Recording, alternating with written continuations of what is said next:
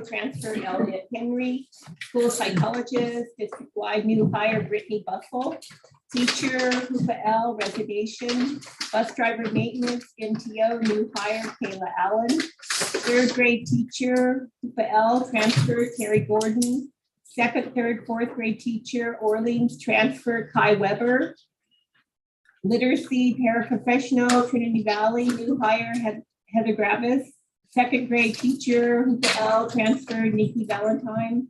Seventh and eighth grade teacher, Orleans, new hire Luke Parkhurst. Physical education teacher, Hoopa High, new hire Louis Scott. Food specialist, Hoopa L, Leonard Bailey for summer.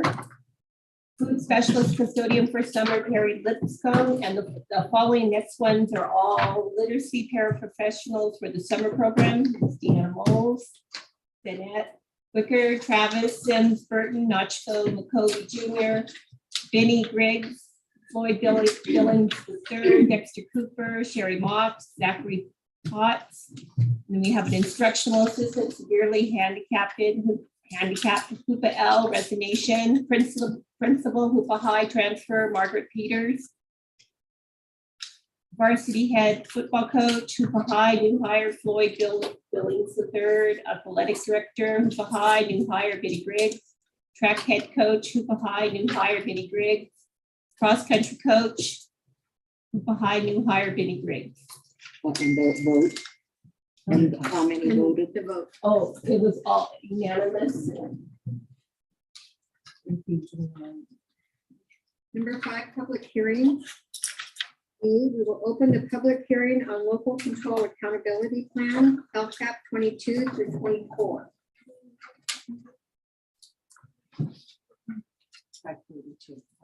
We have comments on the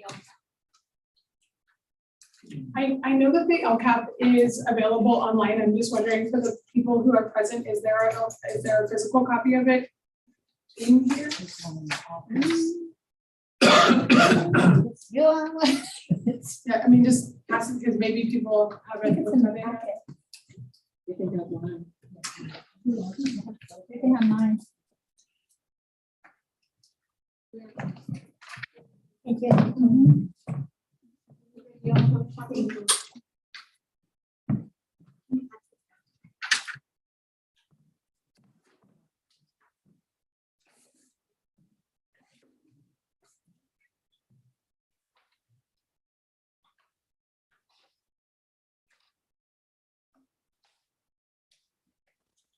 Just a quick question is, who are the people who consist of the LCAP writing team?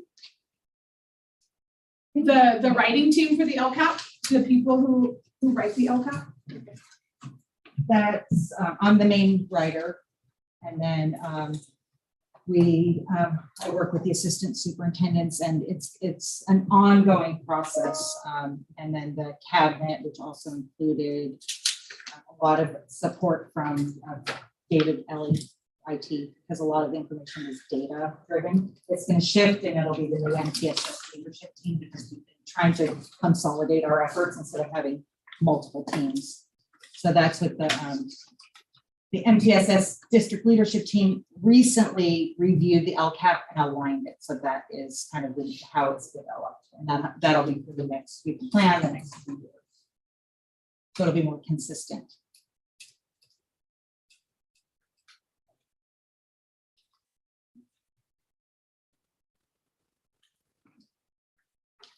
It shows a green light. Is it on? Okay, sort of my comment fuses between the LCAP and the budget. So I have a question. It seems like there's reduction in the certificated positions. I'll get into the amounts when you talk about the budget.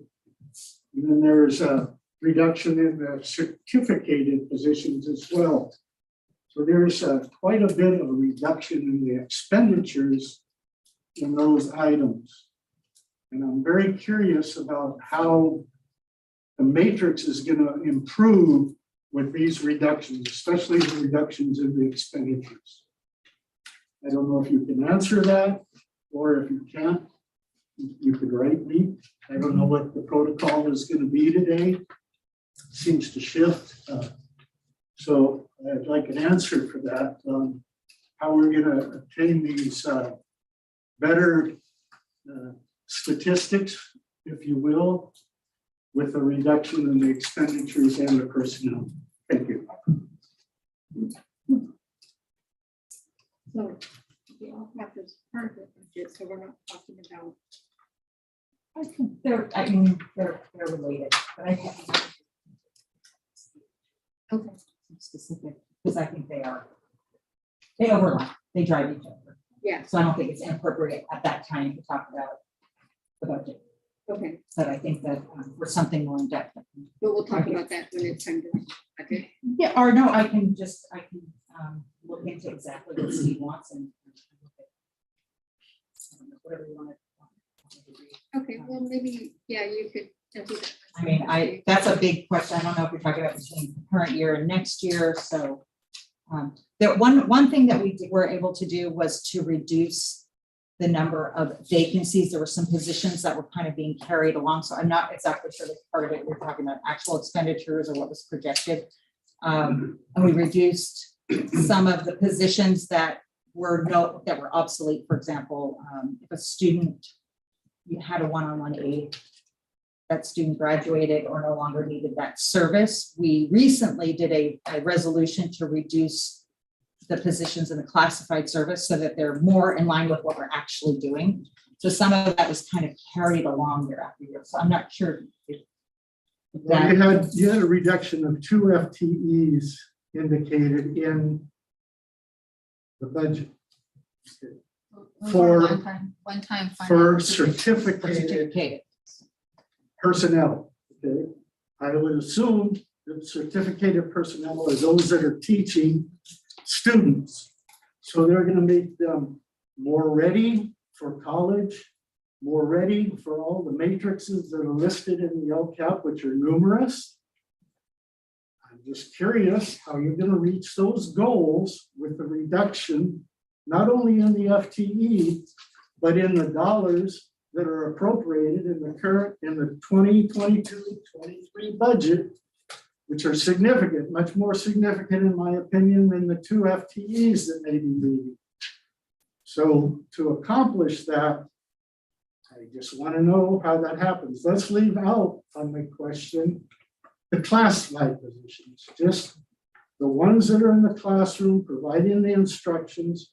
How do we get from what was last listed in the LCAP to what you're hoping to get in the current LCAP part? How do we get there?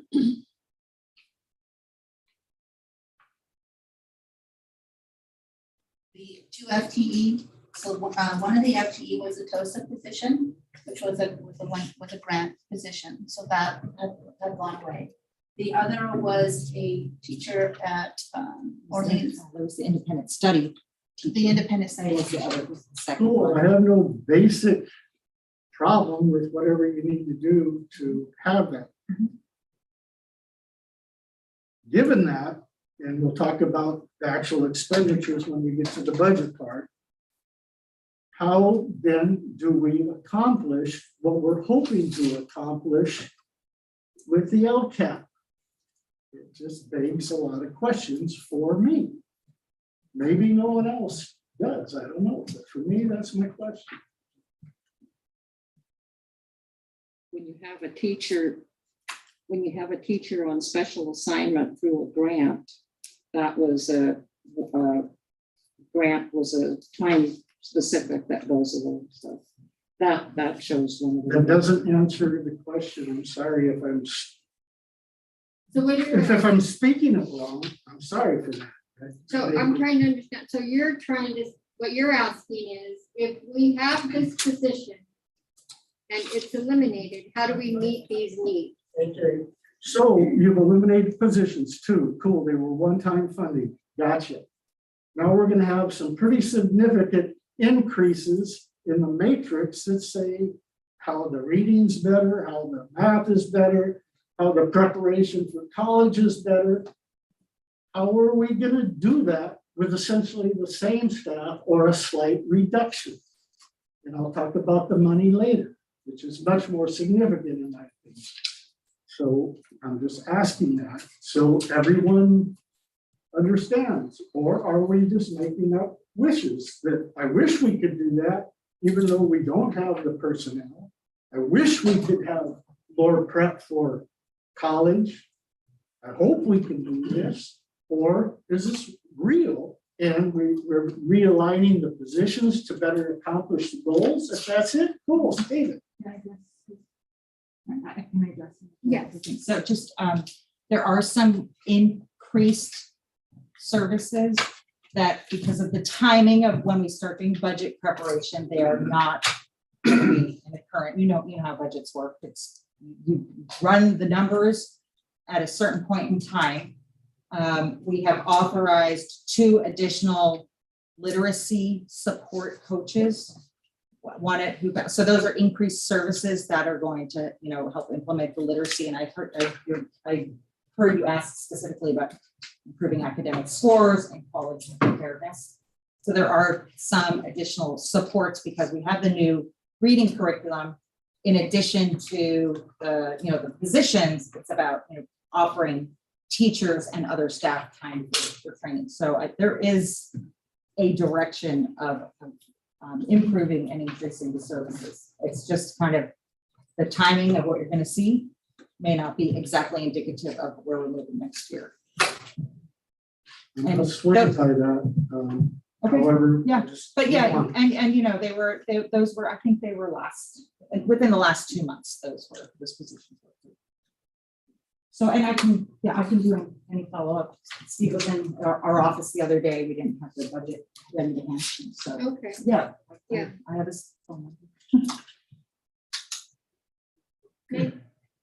Just 2 things real quick. The first one is, I know that there is a movement that was kind of spearheaded by Native administrators within the Goya program that actually got to the state level with discontinuing the use of stakeholder and replacing with educational partner. So just kind of maybe requesting that we jump on that bandwagon.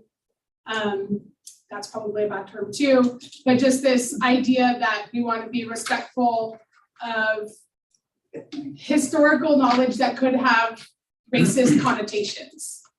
And so if we can replace stakeholder, whenever we have stakeholder in our documents, to replace it with educational partner. Yeah. Okay. That's the newer word. Yeah. That makes sense.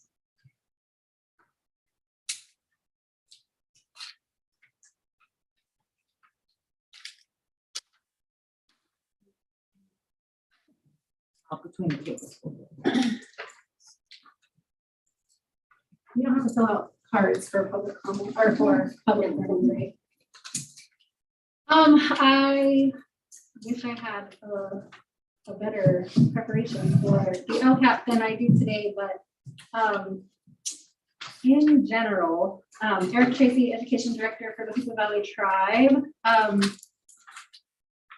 Very happy to see this document, but would have loved to see it sooner, if possible. I know that there are other timeframes, and I know especially with the budget, a lot of that comes down to the county office and what they can release, when they can release it. Is the same for the LCAP, or do we have full control of when the LCAP is done and published and able to be released? The county doesn't do this, right? We do this. We will submit it to them for review. We've been working with them for preliminary reviews. We always want to work with them before June 30th. Right. And we'll submit it and they'll say, hey, you might need to, they may take it back and give improvements. So last year we did a revision in October once they got us before we review it. Right, right.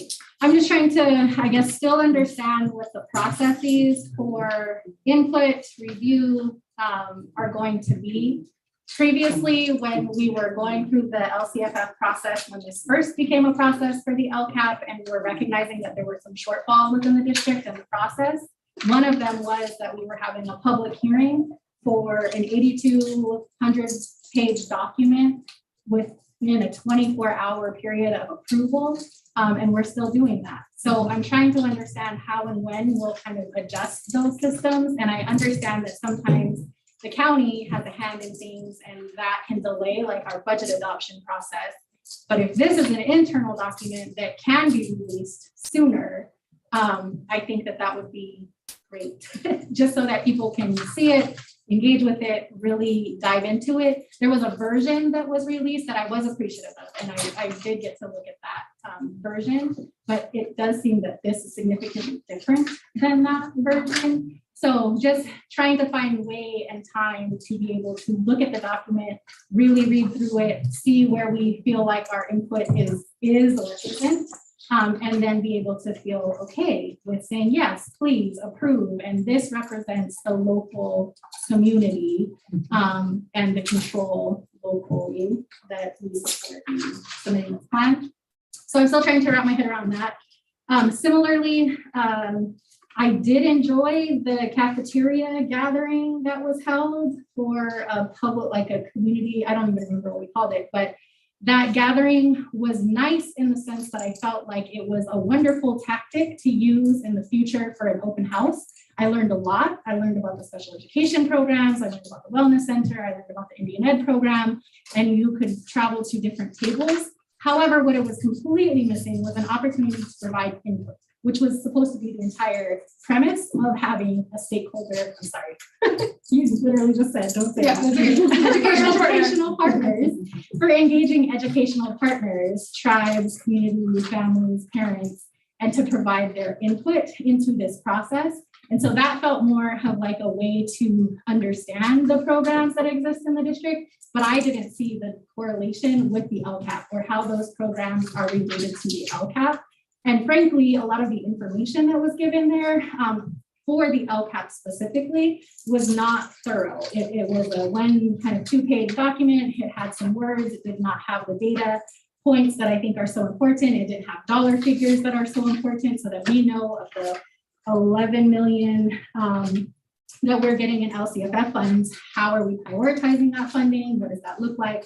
So just trying to, I guess, highlight what we did this year and see what that process is going to look like going forward. Always just trying to figure out how to improve systems, because for some reason we're still kind of stuck. I know IPP, we've talked about even just like a flow chart, right? Like we know that there is a June 30th deadline. Every year there is going to be a June 30th LCFF deadline. So working back from June 30th, what is our process going to be? When will we start issuing surveys? When can we expect some community engagement events? When can we expect a draft to engage with for a public hearing so that we can all review the documents, come with input, and be able to discuss and feel good about the document that will be approved at the approval meeting, which in our case is tomorrow. So I just wanted to highlight those points. I think my biggest takeaway, there are lots of good things in here. Definitely looking at some of the wellness efforts, and that's a continuation, I think, of previous LCAPs and previous goals.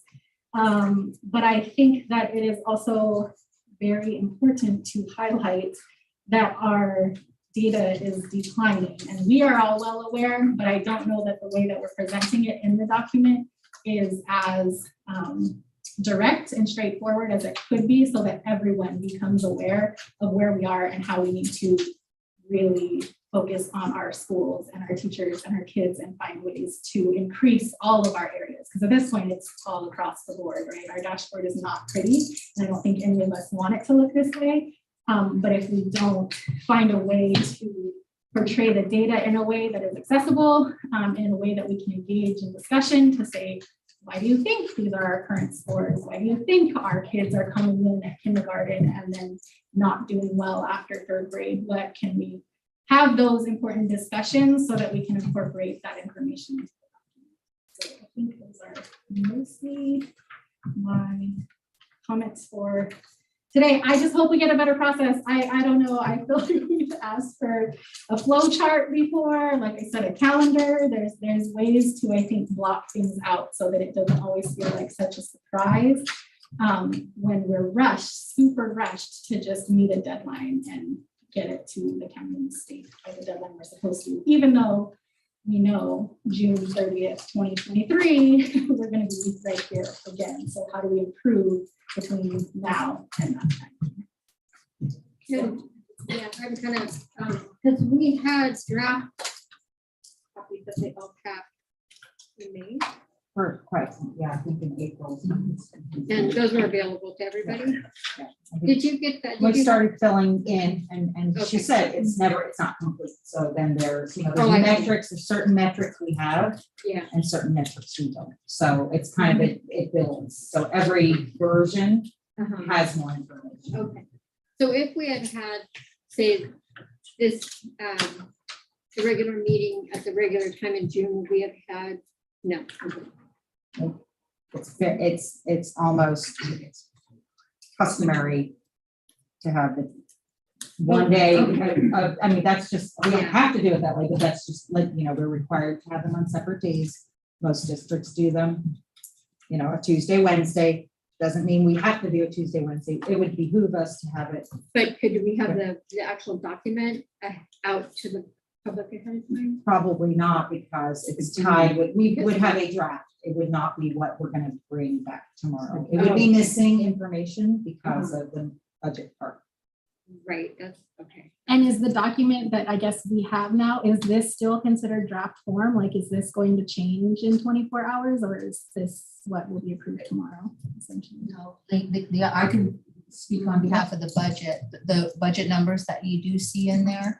The actual budgeted piece that is coming straight from what is going to be adopted tomorrow. And the annual update is an estimated actuals. So that was based on like June 6th. Where were we at? What are we looking at for the rest of the year? And so that may have some changes just based on actuals. And that will actually come up in the next update where we have to put in what we actually spent. So that's another meeting, and there is a flow chart and there is a calendar. And I think that we could work with these guys so we can all have that discussion. That there is one. We're just going to need to adhere to it. So We've been asking for at least 4-ish years, and I haven't seen the flow chart, so I'd love to see it. And I think if that would help, I think, for everyone's understanding.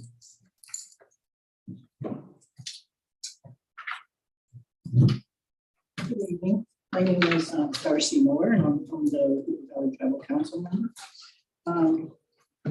I used to be on an LCAP committee at one time. And so am I understanding that the staff put this together? Is that what you were saying earlier? The actual writing, Yeah. not all of the information. So my question is, when I was on the LCAP committee, one of the things that we did do was we looked at the previous year to see where we improved, how we improved, and then went off of that, working off of that to try to figure out, okay, the next one, how we're going to do the other ones that need to be worked on. So was that done, or? I do want to address one part of it. Yeah. Just previously it was, we do our current metrics and then we would update each year. And then we'd say, what do we want? Let's say our reading scores are at 25%. And, so then we say, okay, next year we're going to shoot for 32%. And then we update it and we shoot for we set the next goal. The current process is you set a 3-year goal. So we still, of course, look at what did we achieve this year? Where are we at? However, it's the process has changed. I think that, it's hard to see change in a single year. It also was changed during the pandemic, the height of the pandemic. And I don't know if that influenced saying, hey, we're not going to see good progress overall in our schools. Well, we were towards the end, when I was involved, we were having Zoom meetings, and then they just stopped. And then I never did get any other notice as to what was happening with it. So that was my question is, but where are we at with it? Now that we got this draft plan on here, and I believe, it's the local control accountability plan. So how are we getting the parents and the community involved in this if we're not including it? Here's my question. We could do that through, sorry. Go ahead. Yeah, meeting, Indian policies and procedures meetings is a great, is one of the driving forces. Yeah, we had meetings that all the sites. However, I think we may have had a communication problem. They weren't really well attended. We have recently upped our game with communication, so. What are their meetings? What are their? Oh, surveys, we did surveys. Oh, yeah, we did do surveys. There were online meetings, I remember, at least two. Yeah. I think there were at least two online meetings, I remember going to some of those, and when they said that, you asked how this was developed or written, I think they addressed the writing part. They didn't address who inputted into it, and that's a whole nother subject. So do we know? I mean, how do we?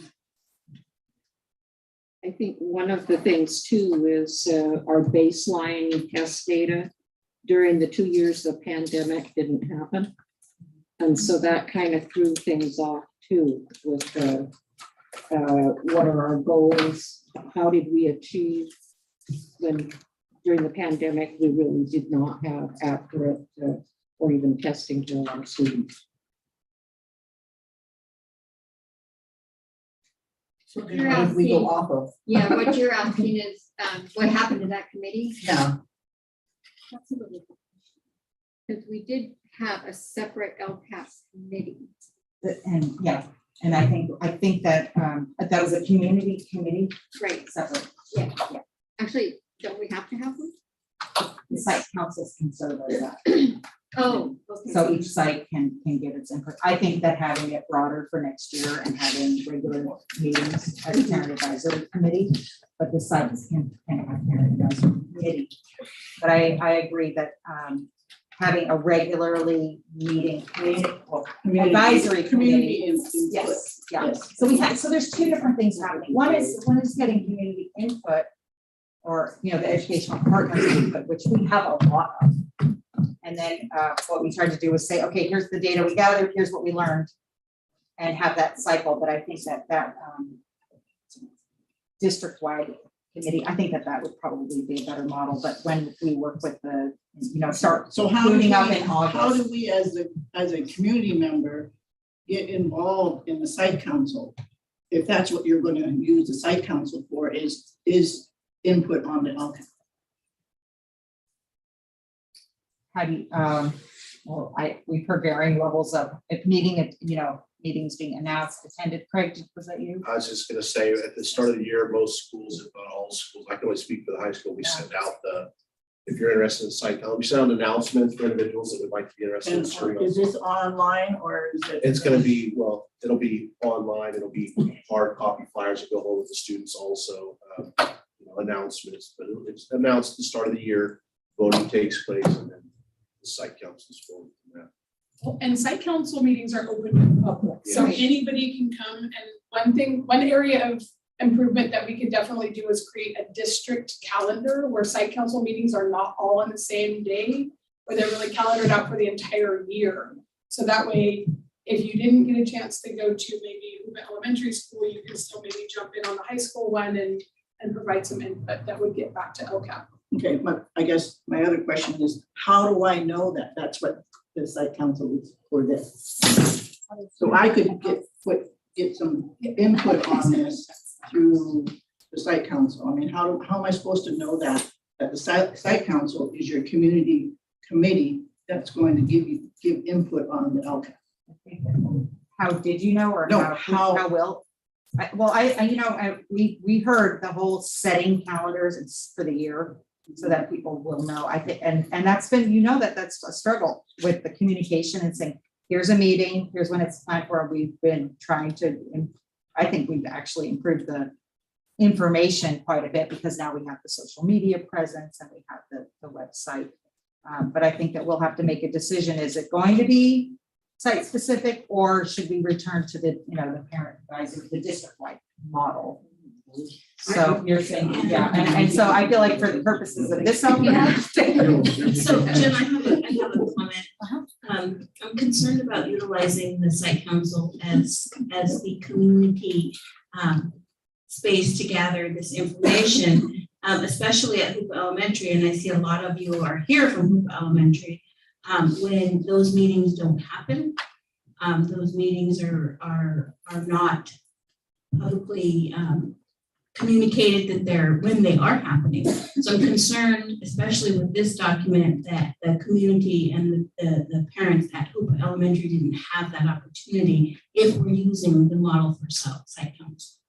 Yeah, for advisory committee, I feel like there was the same opportunity for input, but again, that's saying, hey, this is, what do you think about some of the programs? So I do see that being distinguished. I think that would be important for us to work on for next year. I think that we should go back to the parent advisory committee. I think that that was a very good committee to have, and it worked when we had it, and we should return to it if possible. Yeah. And I think it should be really publicized again, because I think we dropped off when the pandemic happened. Lots of things kind of fell by the wayside when the pandemic happened, and it was a sad state of affairs. And I think we should try to return to normal and see what worked and what didn't work. And anyway. Okay, Mr. Kenny? Oh, yes, I have 2 comments, but I'm gonna go ahead and let Sarah and Maggie go first, please. Thank you.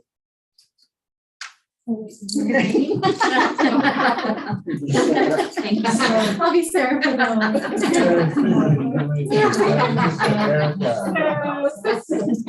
Concerned that it's gonna be a process. Okay, I mean, I think it's all good stuff. About the document. I think they're excellent. I guess to tie it to your concern, then, we're talking about this document. I do want to make sure that it's very clear that what I've gathered, including from site council members, is that it was never blatantly stated to site councils that that is what they are doing, is serving as the advisory committee that's going to impact the LCAP. So I don't know, like, I just, that's a problem, right? Like, I think that we saw the same problem when we talked about IPP. Even now, saying that IPP was a part of this process, I as the chairperson, I don't feel like I can confidently say that that's what's happened for this LCAP, for this document, that we saw the goals, we talked it all out, we looked at the data, we did exactly what Council Member Miller was talking about, of what happened last time, what's working, what's not working, what do we want to do going forward. We didn't have those discussions at IPP this year. We were very pulled in different directions, and not anything that wasn't important. This just was not one of those things that we spent a lot of time on. So I need to make that clear so that that's understood, that we can't just say IPP looked at it and site councils looked at it, because what I've heard from, so that's the IPP's perspective. From the site council perspective, as a parent of a Hoopa Elementary School student, I don't think I was ever invited to a site council meeting as a parent. As an education director, I was invited to the very last site council meeting in June that was conflicting with an already planned and scheduled community event that I also had to speak at. So I chose to go to that community event that I committed to instead of that site council meeting. So there was just a lot of missed opportunity to provide that input. And same with some of those dinners that had happened early on. I guess the first round of the community engagement dinners, it was at a TIM meeting, actually. I think we were on Zoom. And I think Dana, you had handed me the flyers. And I was able to share, like, oh, I think this is happening. And I had a teacher and a parent, both of who were on their respective school site councils, not at the same location. 2 different site councils, and they had no idea that those events were happening. So there's definitely improvements that still needs to be made. And for this document, I'm not sure that there is an answer to Councilmember Miller's question, other than the surveys that were collected and whatever documentation you have of the participation from some of those smaller gatherings that we have. It is kind of historically what we've done though is gathering information from IPP. So who drives that ask? Us or you? I think that it's both, but I'm just saying that there were opportunities for the LCAP to be on the agenda, and there were times where there were scheduling conflicts where the superintendent had that on the agenda, wasn't able to be there to speak to those. There were times when we were talking about job descriptions and dress codes and other items. Yeah. So it should be, we should do that. That's what we would like to do and look to do. But to say that this document had IPP approval, eyes, and comments, I think is hard to say this year. Okay. But in the future, you could actually put that on your agenda. It was on the agenda. Okay. We just Oh, never got to it's just it. standing. It just Okay. didn't. Yeah. It wasn't updated, but I think it's not, earlier in the year, it's not developed, it's looking at data or. Right. Yeah, I think. So Martha, I have a question about this process. Okay.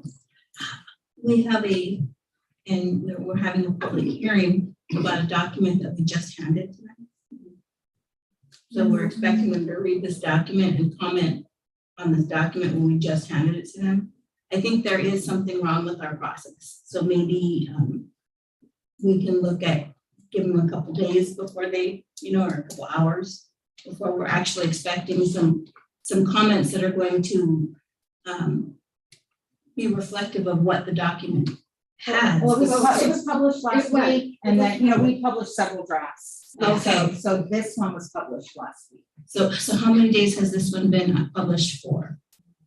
We published on Thursday or On Friday. Probably Okay. Friday. So where was it available? It's been online. So it's been for- online for everybody to online. look We have at. a Okay, copy. that's my question, because I'm not understanding how this is going to produce valuable I information. mean, the paper copy was just handed Yeah. out, but it has been. Okay, And that's there's good. paper- Yeah. Yeah, I'm glad to hear that, because I didn't realize that. And so I guess my suggestions would be, like, we have a functional school calendar. And it might really be beneficial for us to indicate on our functional school calendar when we have state required or, legally required community events. So if this is the document that says when there's school days, when there's half days, when there's holidays, then we could have asterisks that say, these are LCAP consultation days, and it could be listed in the bottom of where those are taking place. So they could effectively be taking place all at the same time at each school. You know what I mean? Like, here is a date that we would like to have consultation for the LCAP. It's right there in your school calendar. Also, the site council meetings could be published in the school calendar at the same time. And that way we don't have to have separate documents. There doesn't have to be a wonder, how will I know? Well, if you have access to the school calendar, then it's right there. And we don't have to have any kind of separate document. Are you talking about our education, the calendar that, okay. Yeah, and if there's any other kind of required by law, type things that we need to make sure that we are giving notice for, then, like back to school night, that kind of thing, not so much required by law, but, consultation is, site council meetings are, and those things should be known well enough in advance, so that they can be integrated in the calendar. And I know that we have a calendar adopted right now, but, prior to August, we can re-adopt a calendar that indicates those dates ahead of time. And that way your administrators know when they need to plan and have things in place as well. The comment that I was kind of initially raising my hand for was looking at the LCAP and looking at the distribution of funds and not really knowing so much about how the budget kind of correlates with the document itself. But it looks like there are initiatives, professional development, things that are kind of explicitly stated that we want to be taking place in schools. But there doesn't seem to be an allocation of fund for programmatic implementation. So like if through learning about universal design, in professional development for UDL, we realize, oh, we need to buy stuff for that. Like there's no indication of a budget that's, there's a budget for like meeting academic standards, but there might not be an academic standard for culturally responsive teaching, and that could be part of your UDL. There might not be an academic standard for PBIS, but you have a whole goal about multi-tiered behavioral and social emotional support, but it doesn't really seem like there's kind of like the implementation budget to go along with the goals as listed. There might be a big pot of money that I don't see, But it seems like there would be like more explicitly, and we've set aside this much money to make sure that those things happen.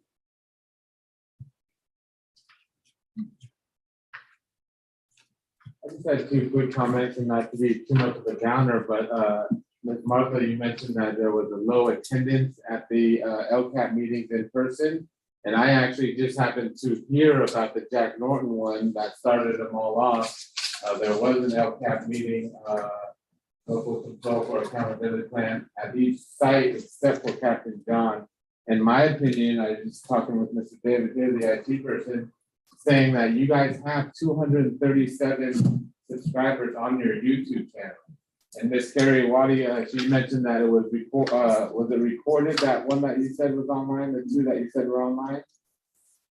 I didn't say that it was recorded. That's what I'm saying. If it's recorded, then people are able to see what the information is about. People are able to candidly. Generally it is, but I don't remember. I highly doubt if it was recorded. I'm actually not a subscriber on the YouTube channel, but every subscriber gets a notification if they want it to when that is going on, when a special meeting like tomorrow is going to be going on.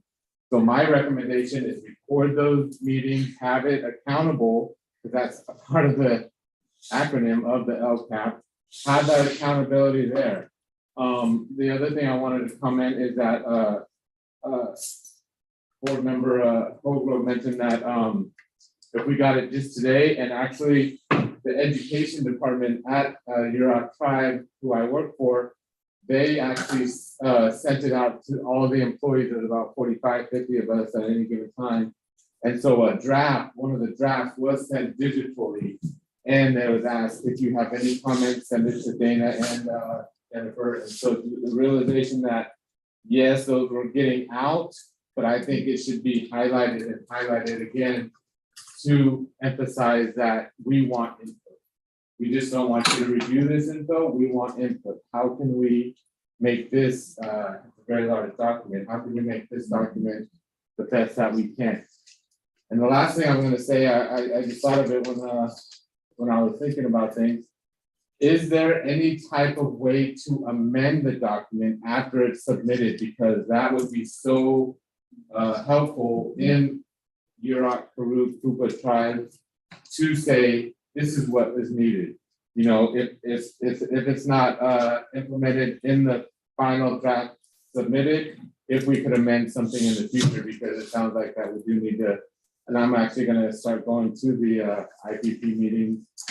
And so making sure that I'll be included there as well. So thank you so much for doing everything that you guys can. And my recommendation is record those YouTube meetings like last time. And so it's on there, and it has the ability to get out to at least 237 people that are subscribed right now. Real quick, one more thing that I would also feels very absent from the document is kind of like this continual acknowledgement of learning loss, and specific things that we could be doing to support students. Like, we're not doing summer school this year. That seems to be a big misstep, in a lot of probably even families' ideas. I know that there is an ACES program, but not a lot of, you guys just did all the hires. Not a lot of certificated people are listed in that group of people. That doesn't seem like it's the best way, unless we're doing some sort of computer program. Again, I don't know what the program looks like. And also just curious about independent study moving forward. That as being a continued option for our students, I don't feel like has been a huge success. When students kind of sign up for independent study, they tend to be dropping off the map completely and not turning in work. And then it's kind of like a SARB issue, which I also am learning that SARB information was just only recently distributed to schools, maybe around June. And we've had, I have had students that maybe came in once or twice every 2 weeks, even not on independent study. So I'm concerned with kind of like, I know that's kind of like meeting academic standards and, maybe things that look like are pretty routine, but we need to do things that are really outside of the box thinking to build up skills that have been impacted because of the year of COVID and then a couple of months in 2020. But then even this year, we have students that have not fully returned. And students that have signed up for independent study but not really participated or even turned back work in. And so can I ask that question real quick? Do we know going forward, are students still going to be allowed to sign up for independent study like they did this year? Or is that going away? That's still. Yeah, I don't know. I think that it's something, I know, I'm not sure if the county's gonna offer the program. I know we had some students that did that and that was quite successful. So we'll have to look over the summer what kind of options there are. Okay, but we're in not terms of- required by law to continue like Maybe. a long-term independent study We option? may be, because the governor was proposing it. I don't know what the legislature. So I'll let you know when I have a definite answer. Some programs are definitely more successful than others. Our home, high school is pretty good. Let me know once I know. Is there a reason why there were no community special education meetings in the 2021-2022 year? The reason there were none. I just have one more comment, because at the Jack Morton School Board meeting, you gave the impression that you were satisfied with the IEPs that were happening, and I told you that you need to talk to our community. So was there a reason? Is there a reason why there were not community special ed meetings? Yeah, it says That's your there were question? no community special education meetings held in 2021-2022. And I think that would be another great opportunity for us to communicate. It is a great opportunity, and there was no specific reason why they were not held. They have been marginally successful in the past with varying numbers of people who show up. We have not done one though downriver in the past, and we have the one scheduled for this coming year. And we can It start. says you're going to hold quarterly meetings. Yeah. Is that true? Yes, Okay. the dates are Will they much be on later the in the school calendar? handout. The dates are scheduled. Are they on that school calendar that was issued already? I don't think they're on the No, school no. calendar now. I think that the school calendar idea is kind of like a, not as a traditional kind of school calendar function, but I think is a great opportunity to integrate that, especially for a community that's saying, we need to know when things are, let's make that calendar multi-purpose.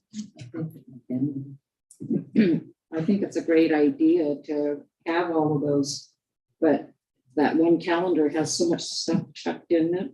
I'm thinking maybe a backside to it with dates of meetings. And we're working on one that's the business calendar. Those are attendance months. We're working on one that is normal, September, October, and just having the same information, but something that's more presentable to families because we go by attendance months.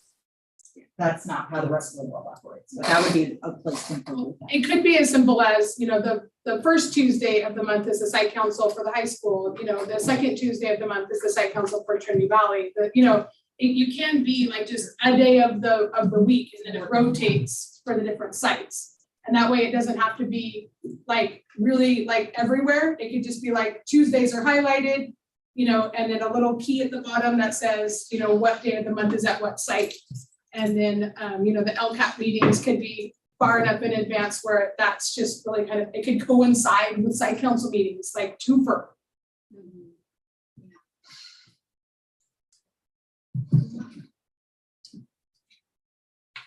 Well, my name is Laura Hurwitz. I'm a parent of a now sixth grader at Women's Elementary. I'm also the president of the school site council, and I'm the education coordinator for the Europe Tribe Head Start program. I have a couple different comments. The first one is like, as a school site council member, I wanted to reiterate the importance of the calendar that we're talking about, and maybe that idea of walking it backwards, because I have personally experienced like being asked to give the input and actually have gone online and like given the input for the goals, trying to help create the goals.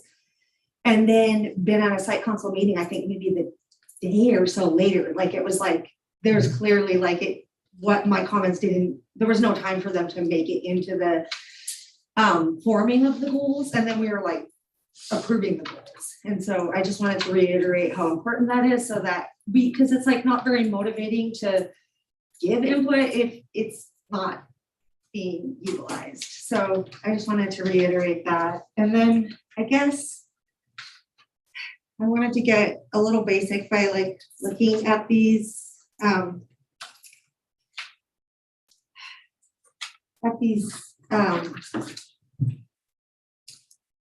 reflections, like here under the successes, goal 2, school climate.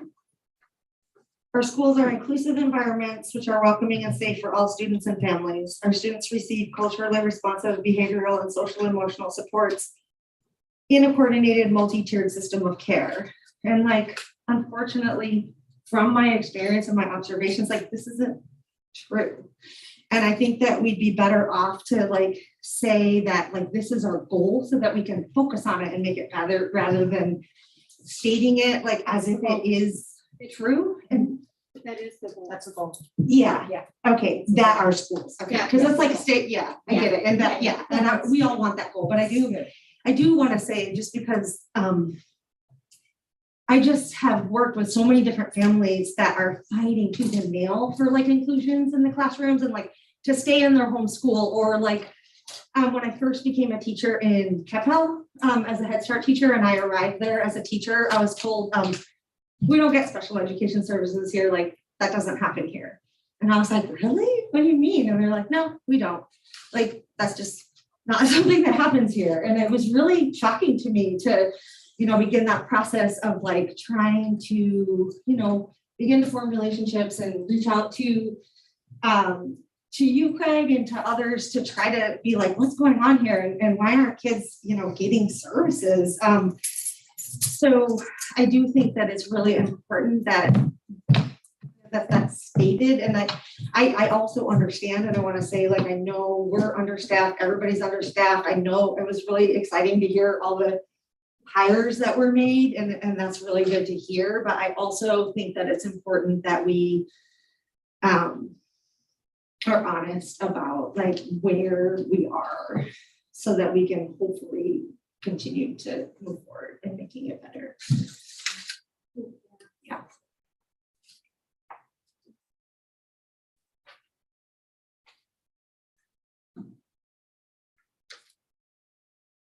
And I'm gonna close this public hearing. Open public hearing on education protection account projection, it's May 2022, 2023. So Martha, just for clarification, when you close the meeting, it feels like we will be working on these ideas as presented today and identifying things that can be integrated into the LCAP going forward, or, it just felt like a lack of kind of closure of that discussion. Because there were some things that were maybe like, this calendar idea doesn't maybe need to be explicitly stated in the LCAP, but addressing learning loss mitigation and, having money identified for implementation of new programs and, building infrastructure.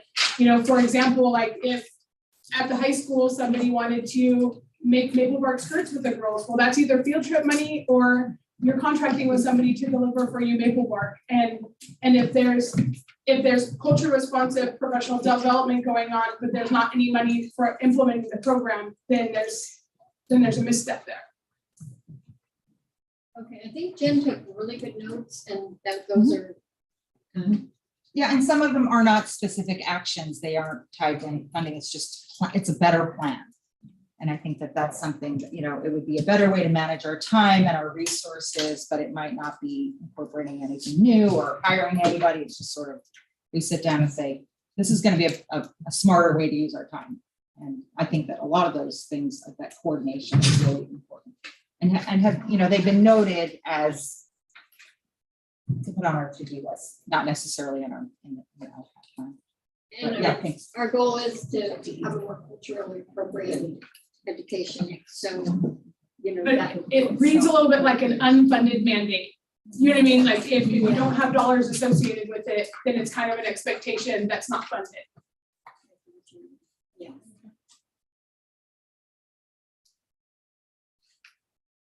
So we're taking note of that. Yeah. Well, and I could just not know the document well enough to know that, well, there's a whole bunch of money for materials and supplies. You know what I mean? And as long as it meets the goal, but having that explicitly stated might help for, you know, when people come to you say, well, what are you using?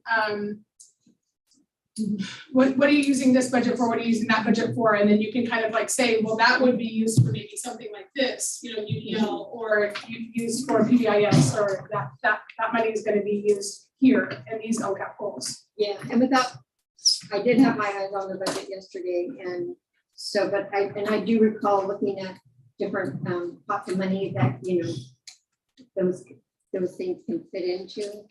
So I think that everything isn't specifically tagged, you know, all the money's not specifically tagged, partly so that we can do things, you know, out of the, off the cuff. It doesn't have to be, you know, every single item not budgeted, so that we have this pot open for some, you know, innovative ideas. Okay, I'm writing that down with the date and time. Innovative ideas can be Fun, really good innovative ideas.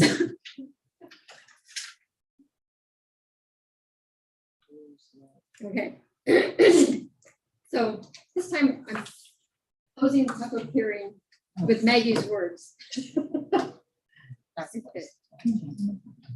And I'm opening the public hearing on the education protection account projections.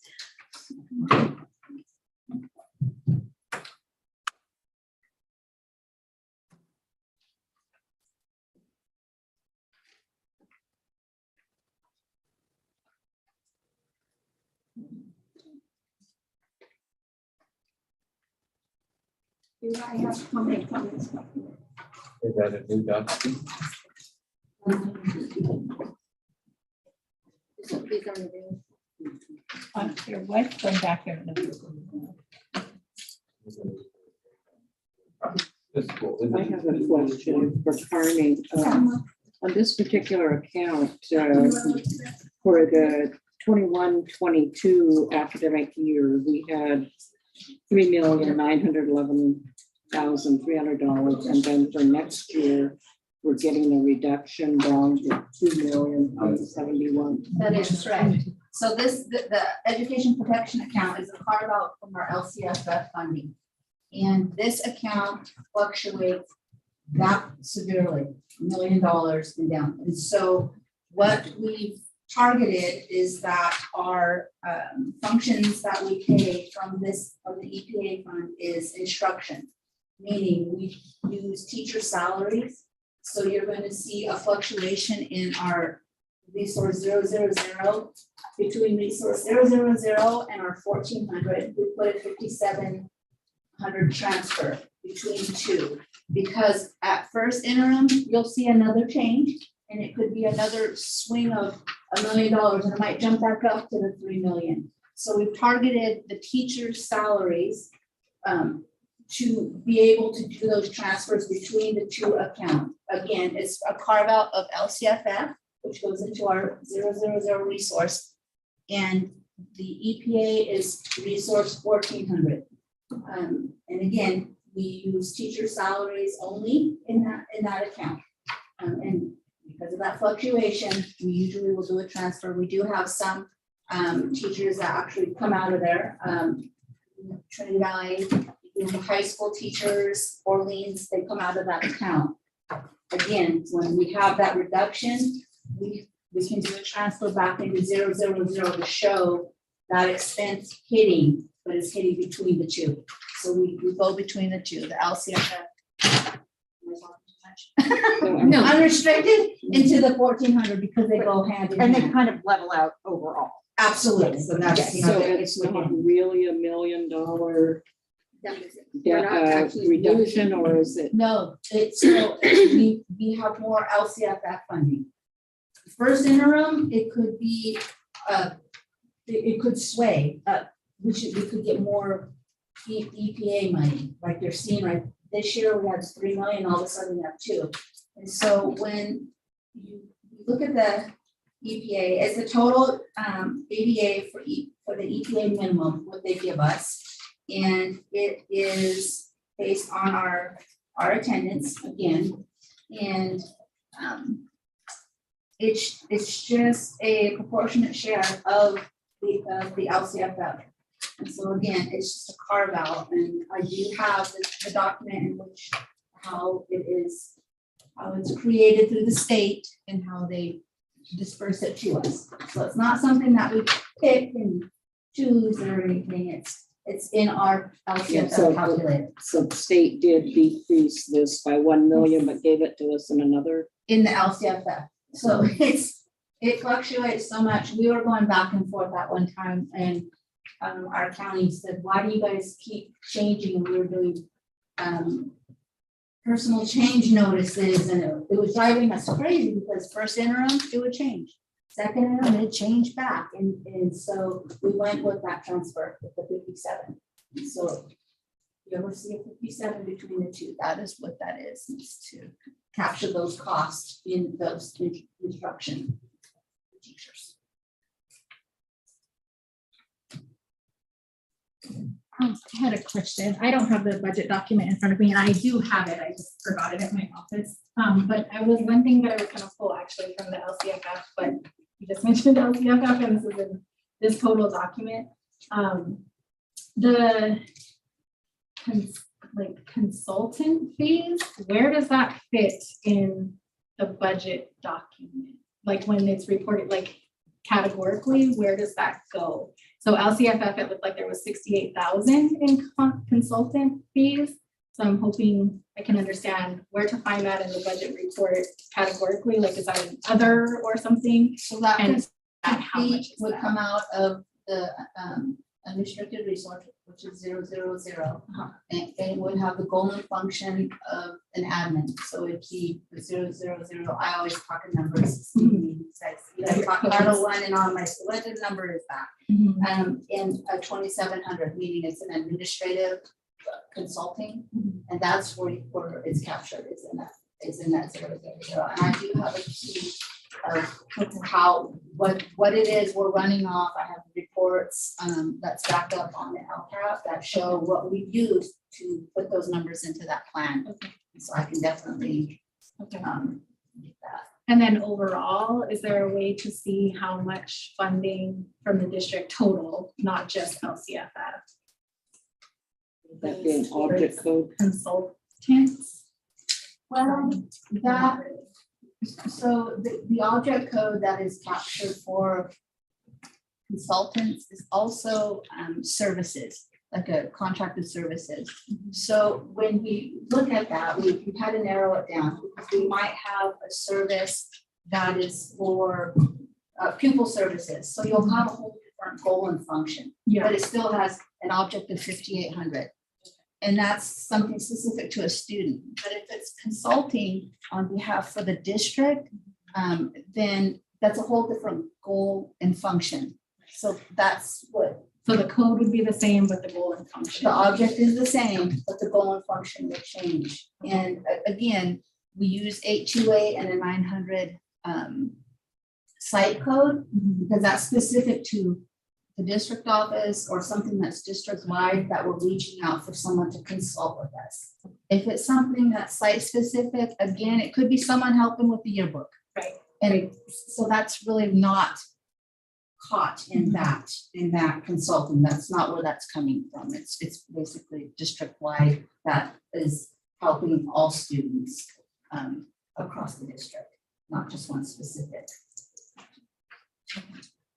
Did you have a? Yeah, so in this large document, where do we find out specifically what you were just saying, whether it's a district office, whether it's a specific site?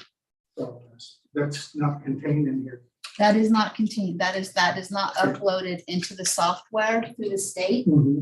It just captures your major ranges, which is your 1,000s, 2,000s, the top sheet that you're This seeing. is a somewhat compilation of various things. It would be helpful, time permitted, and we got out in front of this, Yes. to have those things, because so many of our questions, I believe, are related to what about right here? What about right here? When it's the whole part of it, it says this is a consulting professional service. I can actually get you a document. I do have a comparative object summary that I could run for you. Those And would, it's those would be literally helpful for based those numerically obsessive individuals. Certificated salaries, classified benefits for each resource. So I can definitely get that for you, Steve, with that, right? And you'll see by resource what is budgeted for each year. A lot of my questions, I believe, stem from that. And, you know, we'll talk about the rest when we get to. You'll hammer me in a minute, huh? No, that is not my No, I'm just kidding. intention. Well, I'm stating that Yeah. anything I say, I have told her face to face, please don't take it personally, because it's not about personalities or anything else. It's trying to gather appropriate information. And I But can get I that for think- you if I know what it is exactly. I have no problem with that. I'm just messing with you, Steve. I just had one other quick comment, and I don't know that it can be, how easily it can be addressed, but I do want to say it today because we said it in other areas and meetings. But the impact aid funds of trying to figure out a code, your numbers, right? Like, Carney, can you find a number for us that can help us to identify the impact aid revenue and then where in the general fund it's going to? Even though I know that it's part of the general fund, but it's a drop in the bucket, all of those things, I think that that's in some of our IPP conversations, that has come up more and more of trying to have a better idea of what's coming in, like what's coming in and therefore collected because of children tied to federal lands. And then where is that funding? What is that funding in the district? Okay, can we close the EPA public hearing, then we can go into the budget and then we can talk over the. Okay. And we push this along so we can get into that. We'll close the public hearing. And we'll open the public hearing on the 22-23 budget.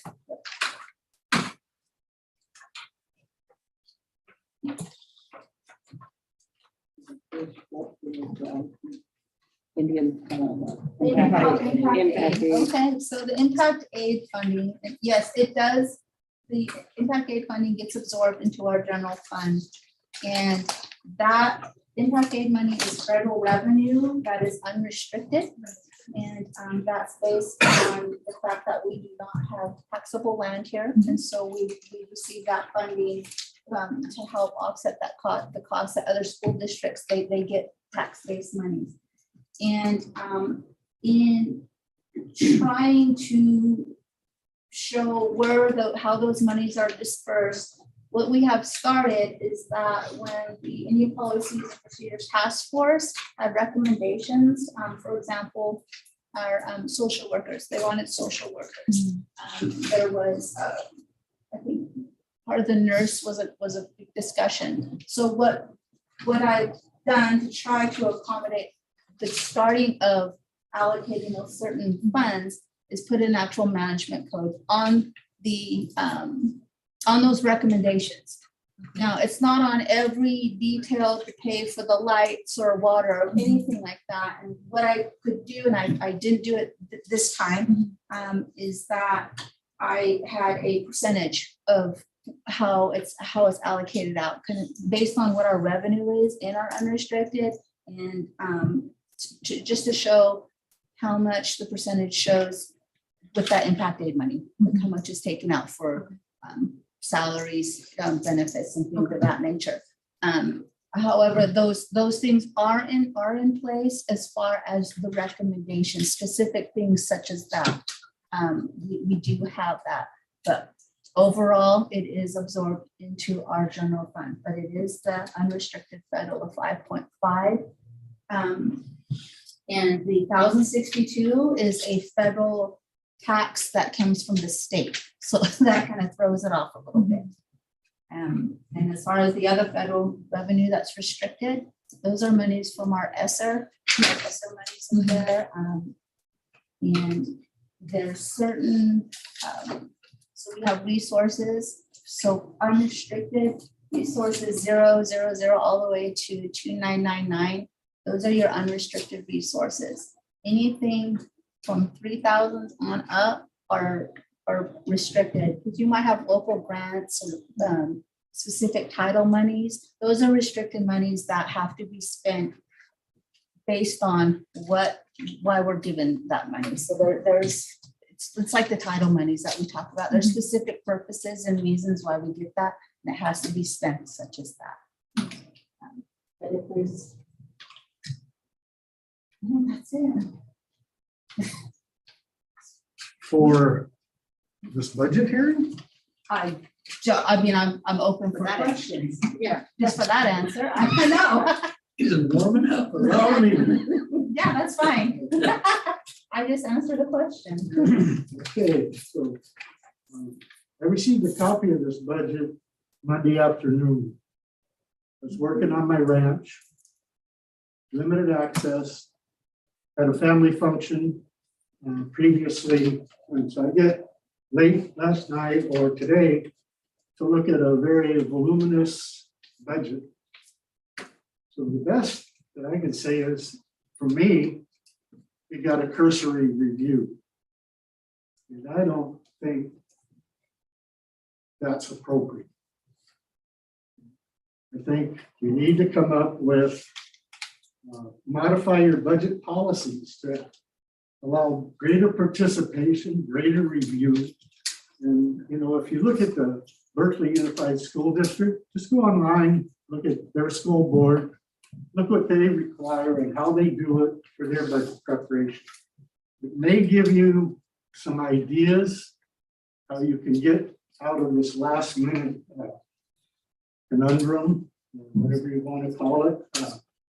Get out in front of it, have community, parent participation, and have something that really takes a lot of the burden off of Carney or the superintendent who shoves it downhill. You only require one person to do it, but she can delegate it to whomever she pleases.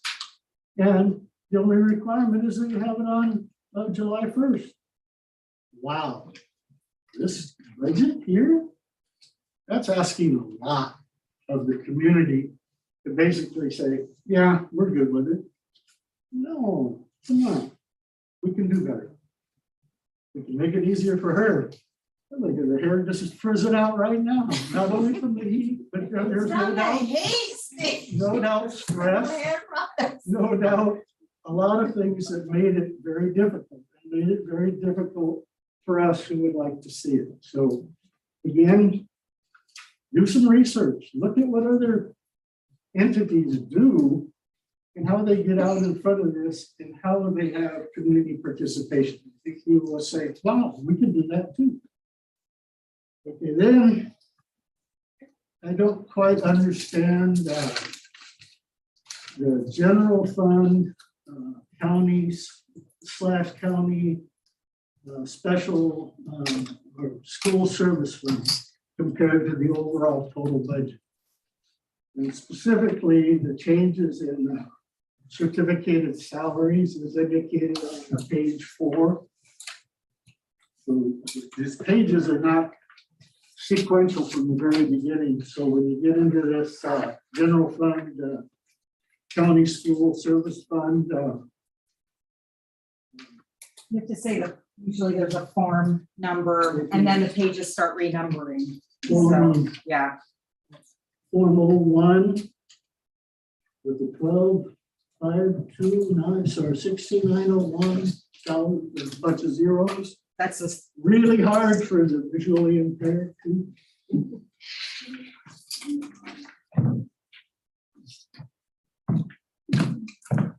that's the school.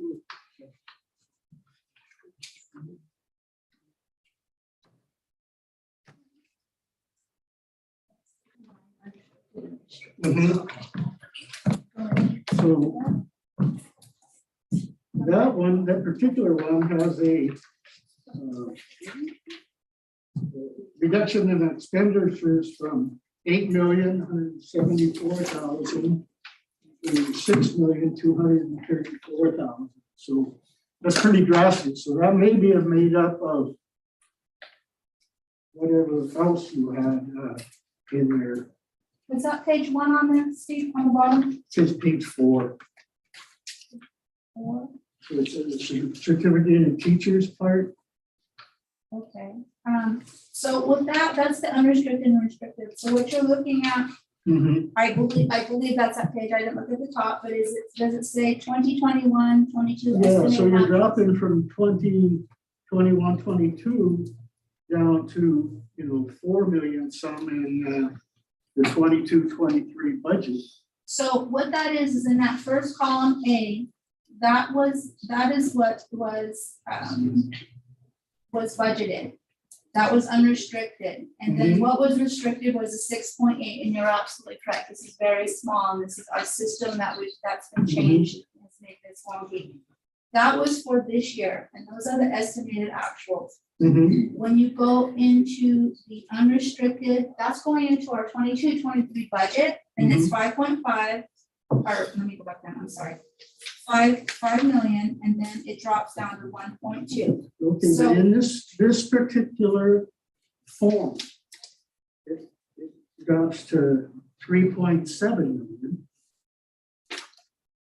So the total of A and B, or D and E rather, is 4.7 million. So you're dropping So, from 6.4 to 4.7. so what happened in this year is we had some one-time payments. And what we do is we have to show what our salaries were. So there was a large one-time payment that was paid out to both certificated and classified.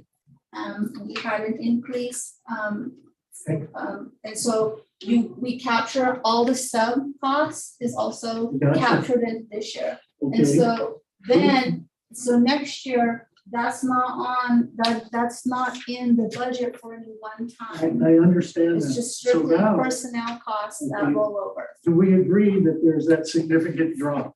Absolutely. Okay, so now we'll come back to the LCAP, which I talked about before. Then we're gonna do all of these grandiose things with this reduction. I don't get it. So help me.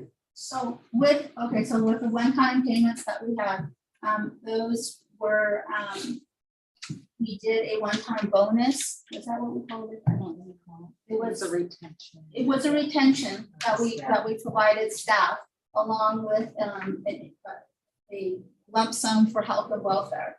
And that was a one-time payment. That was using one-time funds, which, we do have some one-time funds that are rolling over. Majority of them do have plans associated to them. And as far as salaries go and the amount of people, they are in this budget this year. Those two FTE you talked about though, those were grant funded positions. Now, will we have a one-time payment this year? I have no idea. However, it's not reflected. This is reflected based on what is in our personnel software today based on the positions in the district. What you're seeing on the left side is what was budgeted and paid out this year. So those things fluctuate. Now, what we're going to take a look at for first interim, you're going to see another snapshot of this again. And there may be some increases in salaries per se that are, or some positions that are moving in that we talked about. That's going to increase on this side. So you're going to see that comparison once again when we do our first interim in December. I don't know. I hope that answers the question, but that, No, again, you have because to my- capture everything You that's you paid. answered from the budgetary standpoint, we agreed on that. Got it. You're good. But when it translates back to improve educational outcomes, just really, okay. We'll leave that. That's just my comment. So let me take a stab at it, Steve. The idea behind the one-time payments is that we would retain staff so that when we had students in the classroom, they had teachers that were experienced and connected to the community, so they were able to deliver a culturally relevant education. That's our hope with that money. Hopefully, we will see the benefit of that expenditure next year. I hope so, but past is past, present is present, future is somewhere down the road.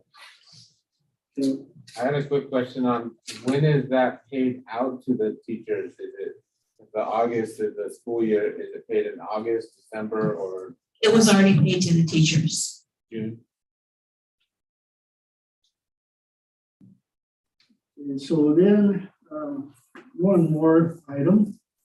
In the general fund, the county school services fund, kind of the same page. I don't have that page number, so. The professional / consulting services and operating expenditures increasing from 1.6 million to 4.3 million. Can you detail those? I'm about theory, not numbers. So you're looking at both unrestricted and restricted. Yes, And you are looking at the, I'm trying to get there. The 3 million to 5. What you looking at? Is that down the bottom line? So some of the cost in that major range, which is at 5,000, there were. What was your question? Sorry. so it's on page 5. Okay. Professional, it's in the second quadrant that you have there. So I see where it's at. So that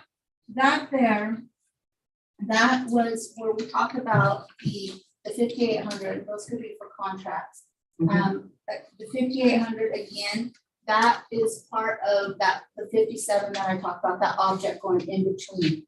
Again, we had an increase in that resource 1,400, which was,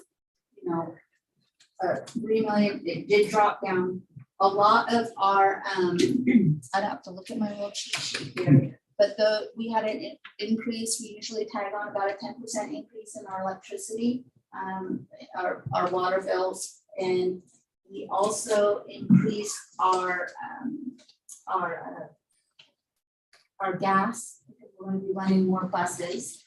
And I would need to really take a look at just those 5,000, that object I alone. appreciate that detail out to generalities at least. I could I don't definitely need get that. Joe and Bill and Bob. Yeah, I can get that by resource and see what that comparison is, so I can tell you exactly where that's coming. And then one more thing, back to the wages, and then I'll shut up for the moment anyway.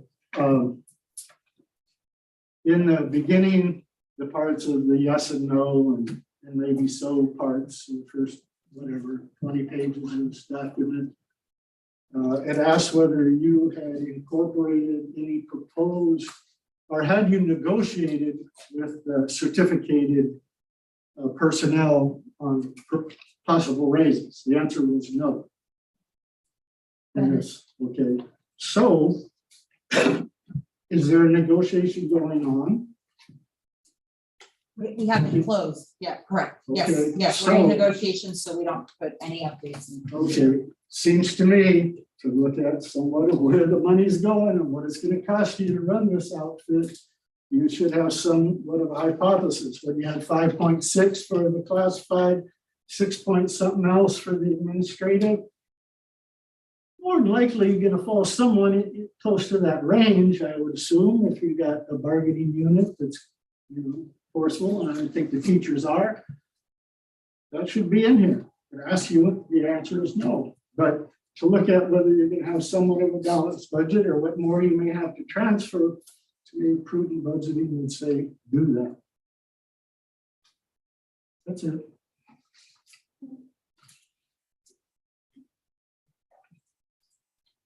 I had raised my hand earlier because did we close the public hearing for the We did, okay, we did.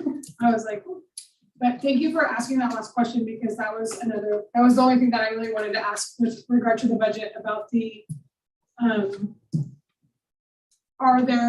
it seems, I would say also very plan forward, to have the budget with the allowances for at least what is being predicted in the state level COLA for increases across the board for your personnel, because if it's not in the budget, it seems kind of like when we get to the point of closing bargaining, like we don't want to get to this point where it's like, well, it wasn't in the budget, you know, and sometimes we aren't able to spend money because of that reason.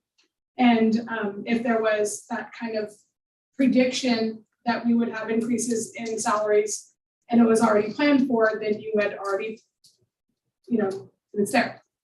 So with that being said, we do have to provide what a 1% is because it's not settled. And they want to know, the county and state want to know what is in that budget, what is, and at the time, we hadn't closed negotiations, but we do have to provide a 1%. Now, when the time comes and it closes for next year, we have to come out with an 80-1200. And so what will happen is we're going to use this document. We're going to put the total cost of whatever the conclusion is to the negotiating, and then we bring it back to the board and we see again the multi-years out what it's going to look like. And so we have another document that we have to use and we'll provide it to the board what that cost will be moving forward. And but that happens, and it could happen through the middle of the year. We've had AB 1200s a couple of times, and again we have 3 snapshots. We do a budget adoption now, we do our first interim, and then we got to do our second interim. So we're constantly providing these budget updates when things happen. And if there's something that does happen, say a one-time payment, we have to do that AB 1200 right in the middle of everything. So it's just a fluid document per se. But you know, I can only put in with what I have in front of me. So I didn't have any numbers to take a wild stab at, and I wouldn't want to. The 1%, really? That's what you know? That's a state, that's a state, that's not. What the county Requirements, requires, what is prudent and What the county- introspective is a different thing.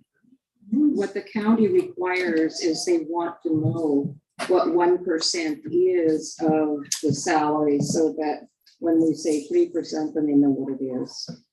But they don't allow us to put it in unless it is final negotiation. I didn't read that, so I guess I need to go back and look at. There'll be dates where we settled with the other, we have to put in when we settle. It asks whether you have an agreement or not, yes or no. What is the proposed amount and projected amount? It asks. Then later, down 2 or 3 lines, it asks 1%. So those aren't, one, it doesn't appear to be mutually exclusive of the other. For those that are trying to look at our budget, for instance, for our certificates of participation, they want to know, you know, how solid our budget is, and they know the systems for schools, and so you get used to it.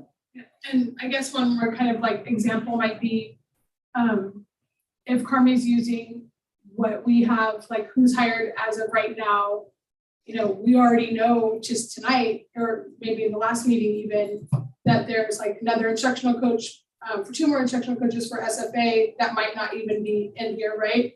And then maybe, I don't know if That's not my question. My question related strictly to certificated employees.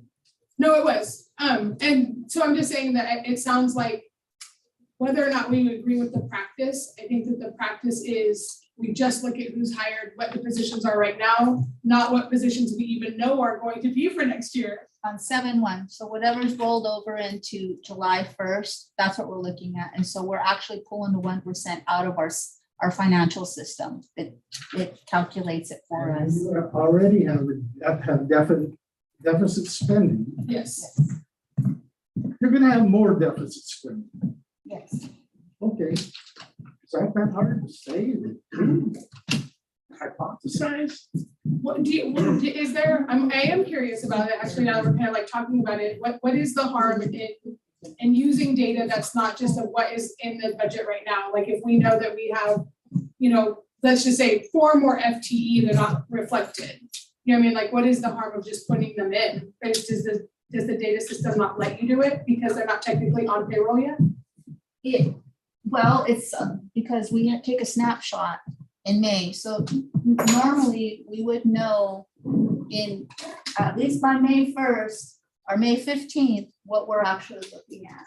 And because we have these discussions after the fact, our system, we have to get approval sometimes to have these positions, and if they happen, it doesn't get into our system prior to us working on our budget. So we have to have a certain timeline of when, here's our snapshot, we're moving forward.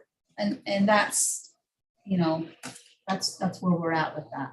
And again, we'll have a 45-day update, and we will, you know, have a little bit more information on those positions that we just created moving forward. And it looks like there might be some other positions that are going to be coming up as well. So again, you can only take with what I have sitting in front So of the me. sequencing is not always, you know, at some point, it's like, this is when we're gonna start to measure the economic, and then there's other actions that are being approved that will be incorporated in some of the updates.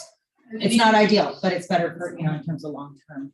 Even just recognizing like the 2 FTE that I know of for the SFA coaches, those are still kind of limited years. So we'll see like a big decrease in certificated salary then, Yes. because those coaches will go away. You know what I mean? And it's not necessarily. This is what we knew at the time in May. That's what this is.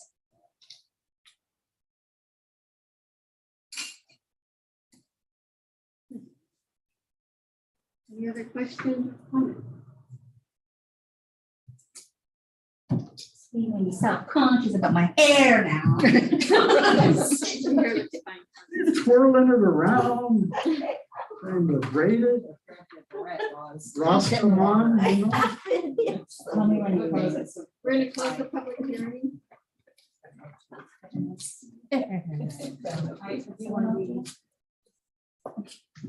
Oh, come on. There.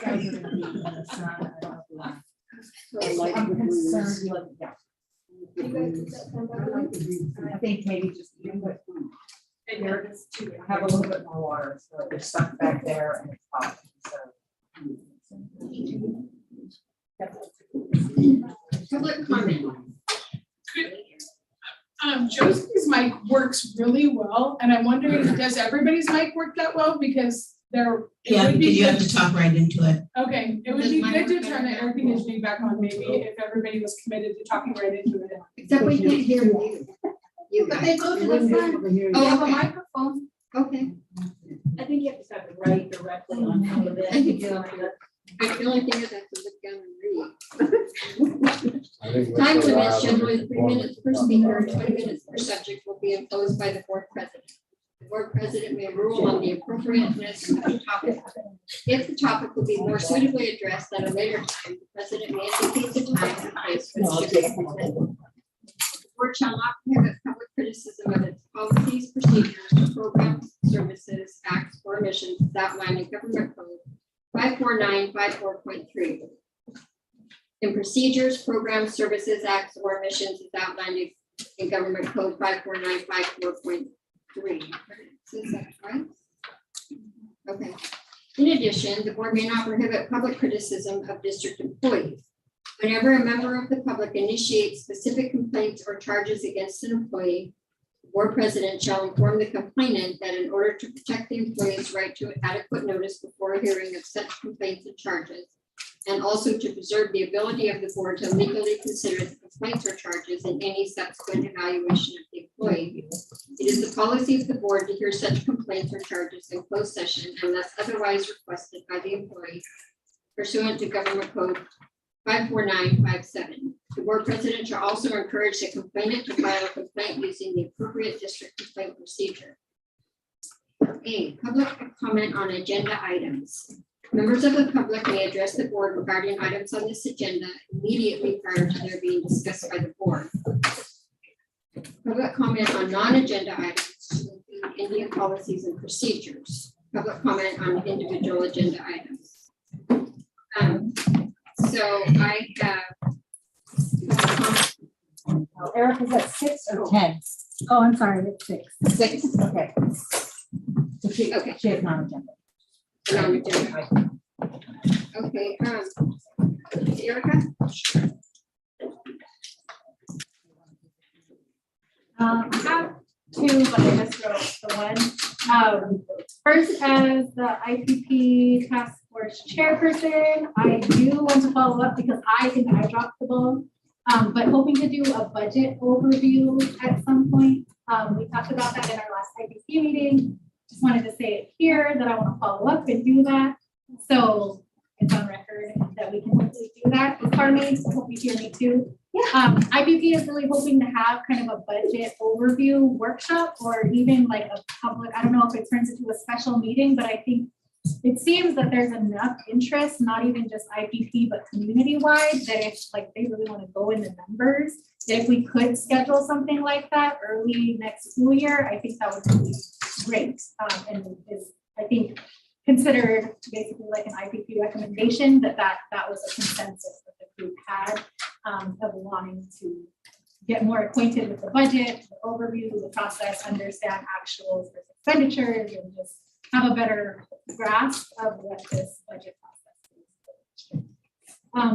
is. My second one is on the education director side for the Hoopa Valley Tribe. I just wanted to say Cecilia for our work, for our student that we had a student matter today. I just wanted to express, because I didn't get the chance to earlier, that I'm very pleased with the way that that went. I know that we are going to encounter very challenging situations, and there will be times when we have to deal with students and behavior and things that may even warrant expulsion. But I feel like our process that I think the assistant superintendent kind of started that meeting and with the board chair and the board members that were present in the first go round, came up with a plan. It really felt like a trauma-informed approach. So I am super excited that we were able to do that, and hopefully all will go well for our next follow-up. But I didn't get to say that earlier, so I just wanted to say that I was very appreciative that we are finding creative ways, because that's what I've seen in other school districts that are absolutely trauma-informed, is that there are creative ways to deal with those harder situations. The ed code may say, yes, expel, expel, expel, but then it goes back to the creativity of the leadership and the board to say, how are we going to figure out how to help instead of just push out? So just wanted to express my appreciation for that. Thank you for your input in that too. Steve, did you have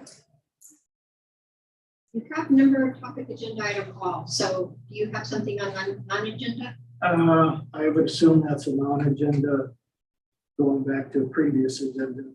So if someone else has something else to speak. Can't hear you. I would assume that what I'm speaking to is a non-agenda item, although it could be contained in the minutes from your last special meeting. Yeah, and the consent agenda. Yes. However you like it, just as long as I get an opportunity to speak to it. Sure. So in that last special meeting, I asked whether or not there was a forum for evaluating the performance of the superintendent. And after the board president indicated that there was a forum, a board member called for a point of order stating that the board was merely to listen to comments and not respond. At that point, the board president stopped the conversation. So I would like to know, where is this stuff of points of order contained? How can I read that? And since you may not be allowed to answer that, I would take the answer in writing and have all mail sent to me related policies regarding any points of order that may be invoked during comment periods. So if that exists, I'd sure like to see it. And since you may not be able to answer, I'll respect that. Just, I'll give you my address, and if you could mail it to me, I would appreciate it. And then, if indeed there is a form for evaluation of a superintendent, not a specific superintendent, please mail a copy of that form to me too. No names, everything that might be a name redacted. I just want to see the form. You can mail that to me as well. Thank you.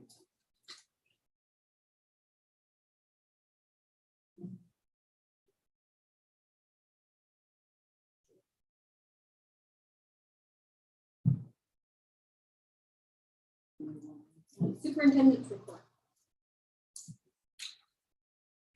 I don't have specific reports. There's so much that was thinking, so I'm gonna just pass on that. We have school site reports. Okay, She's kind of, I'll have it with her. okay. Yeah. Do I have a motion to approve the consent agenda? I would approve the consent agenda.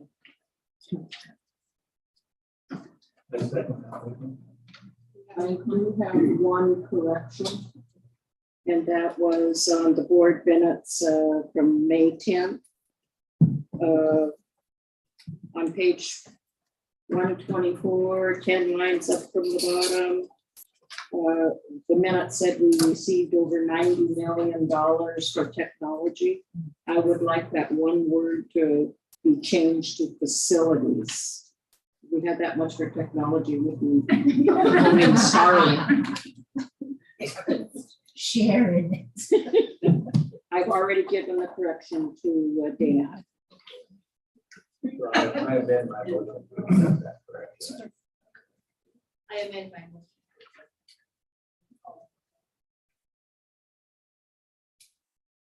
All in favor? Aye. Opposed?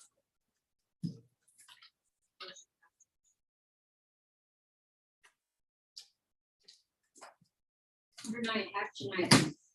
A, establishment of temporary positions, principal, assistant principal, safety officer.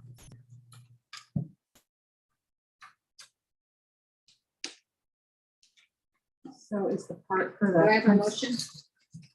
We've discussed it and then we do the I don't have the information sheet.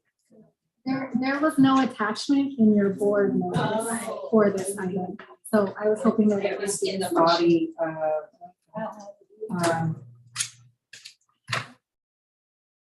can I just report to you what the general? Yes. So there's 3 positions that are listed in this section. One is the principal. We established and did not extend the model of having 2 principals at the river schools. We approved that last year. When we were reviewing positions, we went, oh, this was really only for 1 year, and then we were going to see how it works. So I think the intention was to carry that out for some of the duration of the ESSER funding, but we need to officially move to have the second principal of the river schools extended. And so you'll see here, I put it in for, well, you won't see here. The proposal would be to have it for the next 2 years because we're using federal funding, which is kind of the continuous support or the ESSER funding. So that's about the principal specific to the Jack or 10 witch pet sites. We're also utilizing CSI money that is in the plan. So, Part of it is, yeah, which is for Jack Morgan's. We don't have anything in writing. Yeah, I may have to go print something. As it was part of, there was a cover sheet that was, I don't know why it's not in there. The other, well, I can tell you, and then I can go and find the sheet, so- and maybe we move on to another agenda item. Assistant principal, per the recommendation of the board to establish a temporary position of an assistant principal, a second assistant principal at the elementary school because of the large school size. Largest school, adding additional administrative support to help with functionalities of the school.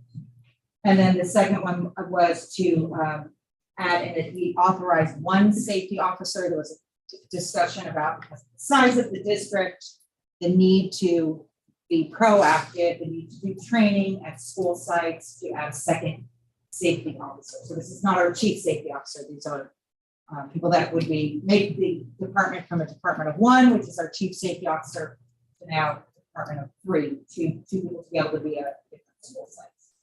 That's the oral description, and I'm so sorry there's no written, and I would have to go and print.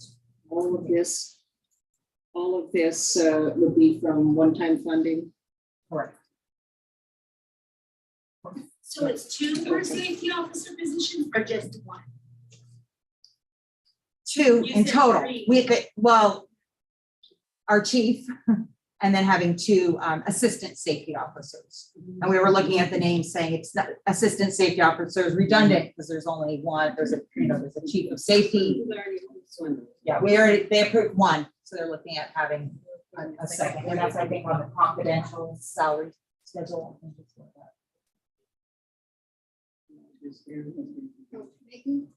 Yeah, I would just like to encourage that if we haven't implemented and measured and like have data to really drive a decision for a third, or a second assistant, that maybe we run a first assistant first for a while and see if that's sufficient.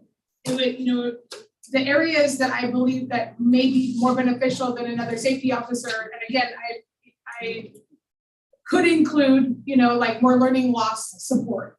And I don't, the data or a lot of the research around SROs, and it depends on the job description, it depends on, your intent, but a lot of data about SROs is not positive in schools.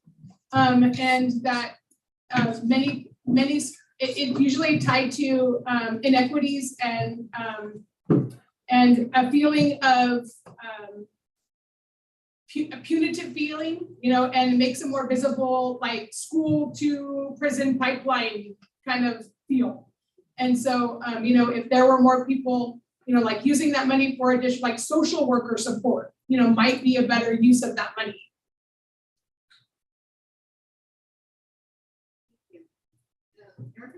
I just had a question about procedure.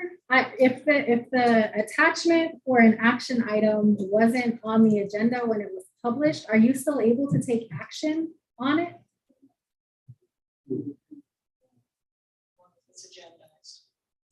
But the attachment doesn't have to be there for us to see. We've discussed this amongst the board before, but like for the second assistant principal at Hoopa L, that actually came up as a recommendation from the staff when Kadusha and I met with the staff, and we had already been discussing it. Yeah, I'm open to discussion about all 3 of those. I had no idea what these were. There was no opportunity to click on the download to see what this was. So I just had no idea what any of these positions were, especially the safety officer. I'm glad you asked a clarifying question because I was not aware that was the previous. I think Jason has a job next year. Yeah, that's His last that- hurrah.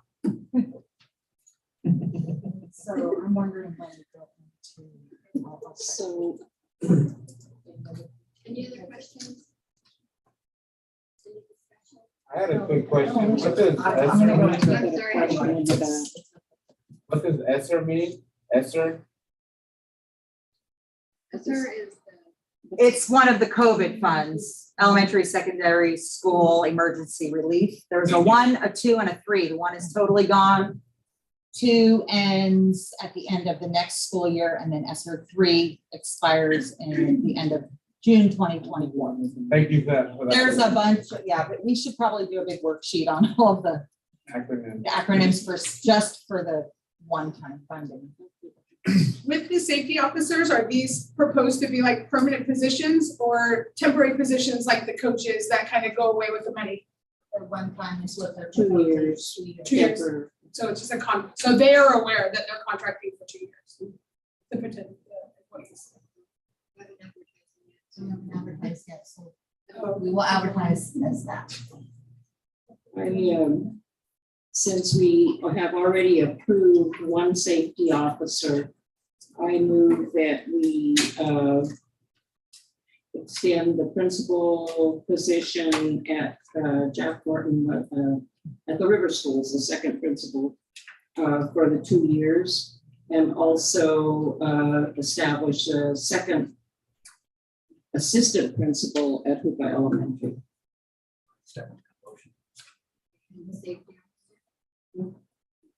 We already have 1. Let's see how that works, and then you can always add 1 later. Okay. So we have the chief. We have already approved, the chief is already approved, and we've already approved 1 before. So this does not include the 3rd.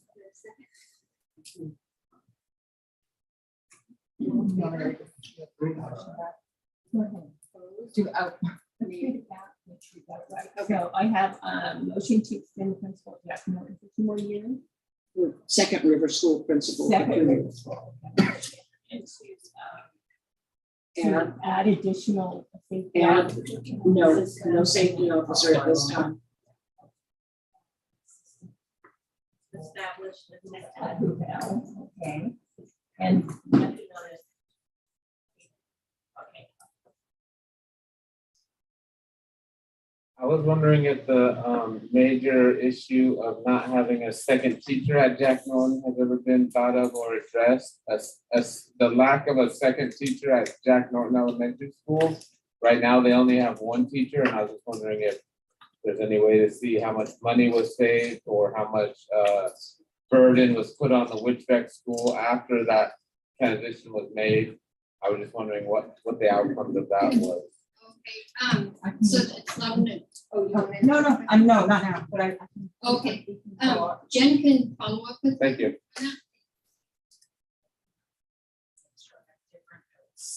Okay. Things to do, but- Okay.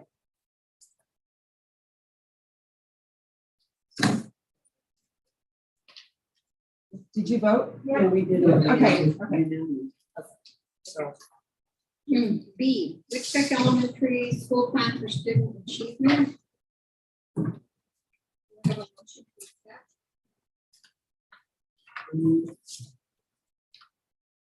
I second. All in favor? Fine. Opposed? Motion passes. Addendum to School Plan for Student Achievement, SPSA for Jack Norton Elementary School, Hoopa Valley High School, Hoopa Valley Elementary School. Discussion? I don't know how to do that. Oh, I don't know.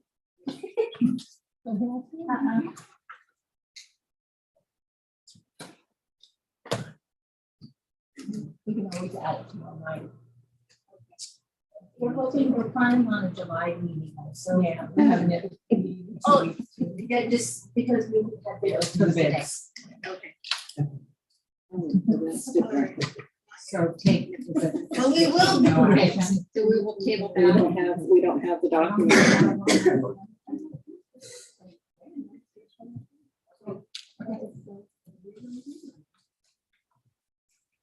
E, Hoopa Valley High School Curriculum Adoption Proposal 22-23. Hoopa Valley High School is requesting board approval for new social science and science curriculum. Do you have any? I move we approve. Discussion?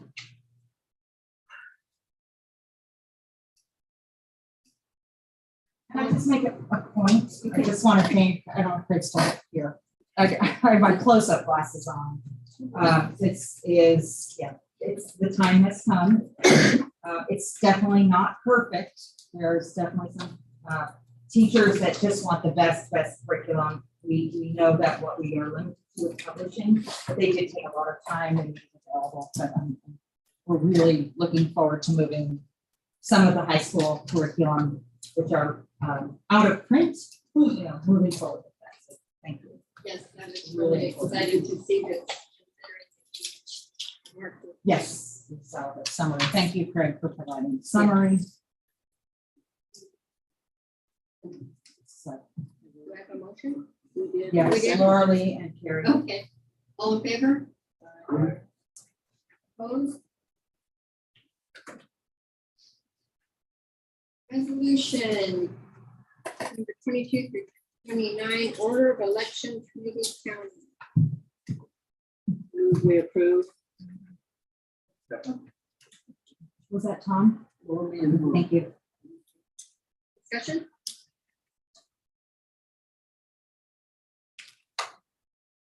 All in favor?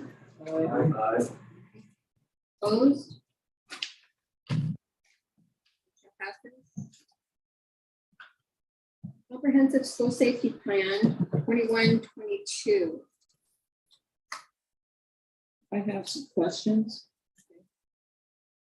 On page 193, The crew travel police phone number is not complete. I'll find it here real quick. Oh, it's Yeah, it's got a hashtag or something. ampersand. Ampersand. Actually, and you know what, the Trumbull Fire Department number is the, that's the Orleans Volunteer Fire Department. Change the wording to the volunteer. Notes here or anything.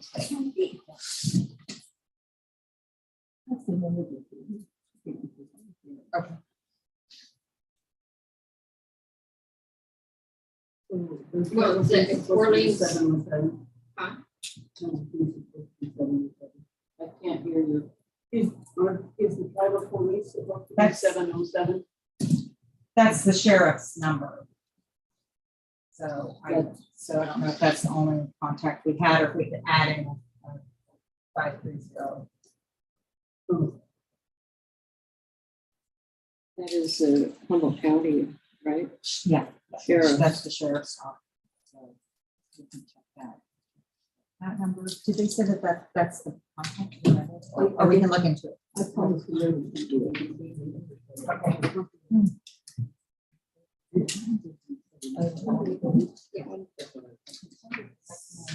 Corrections on No, on that's page 5. same as dispatch. Also on page 195, lighting concerns at district office and at other certain schools, yes. I don't know how many times leaving meetings out here, it's dangerous, and I've already fallen and broken my leg, both bones and whatnot, and so I'm really concerned. And it seems like in today's world with the solar lighting, we could put something up that would be very beneficial. So all of that on there, I would really, really like to see done immediately. Also, in this comprehensive school safety plan, I didn't see anything about active shooter info. That's And- the site emergency plans, and they suggest that we do not put those into the comprehensive safety plan because if somebody got a hold of those, then they would know what our action plan is to confront that. Because I put it in there when I sent it down to cleaning, and they said, you don't put those into the comprehensive safety plan. Those are site specific. And you don't want anybody to know what your response is to an active shooter. So then what I'm also hearing from the meeting with the staff at Cooper Elementary in June is that we really need more training on lockdowns. Some of the newer teachers were thrown into the classroom and with no training on active anything with lockdown. So we need to make sure that we are going through all of our required trainings on earthquake, on yada, yada, yada, lockdowns, etc. So I think while we have a plan, what I've heard at that meeting was, yeah, we do our plans, we met the deadline, we set them on the shelf, and it goes no further. So we need to make sure that every staff member is informed of what is in these documents and practice periodically the drills. I think that's one of the issues. That feeling, that sentiment was shared. You know, there's something having a plan and there's something to practice it. So there's just 2 updates, which is we already worked, the safety committee said to the principals, please give us your schedule of your drills or we will just calendar them for you. It's really hard, you know, there's always things that come up, but we have this commitment to the drill schedule. So if you're having your class party, we're still gonna do the fire drills because we can't predict those things. And the other thing, I started working with Missy, I'm gonna work with Will to have those an hour at least, and go to each site in 3 service days. Because the first time that the teachers are practicing a lockdown drill shouldn't be with students. So we started moving that to, you know, then they have time to ask questions. So that's what we are planning to do for those 2-3 service days. Just get a little bit of time to run through things so that it's not, it's hard to hold with kids. Right. So we definitely got that need of practice. And that second safety officer could help, like during the year, we can practice on our drills. Yes. They're hard, it's hard to fit those in. to a school day.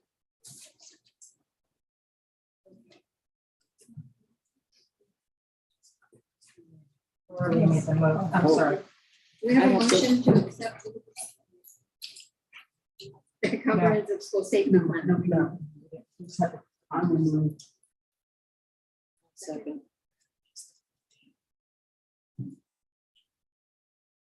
Favor?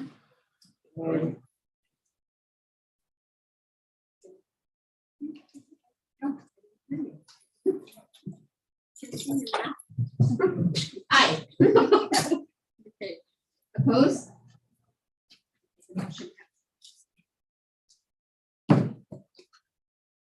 And discussion items. And A, local performance indicators for California students dashboard. We have discussion. So, that's me. Okay. It's a discussion or presentation. It's basically because there are metrics that the state can report, and we see them on the California Schools dashboard. And then there's metrics that the state can't capture, and we're responsible for providing that local information. So, used to be, I don't know what they'll decide this year, by October, I would have to go, I'll go onto the dashboard and upload this information that we've collected locally. So things that the state doesn't monitor, like our facility inspection tool, there's information about that.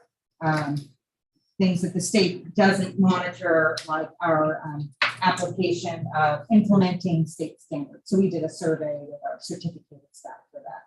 So this is something you have seen every year, and I'll upload the information to the school's dashboard for these different priorities. I presented it in a different form last year. It was something we did internally. This time we're using document tracking services, which is the portal that we use for the LCAP, the ESSER plan, the ELO plan. It's not quite as attractive, but it is vetted by the state, and it has all of the information. So I can just go through some of the information about the different priorities that we are required to report on. The first one is about the basic conditions at schools, that we have the appropriate amount of instructional materials, that our facilities are in good shape.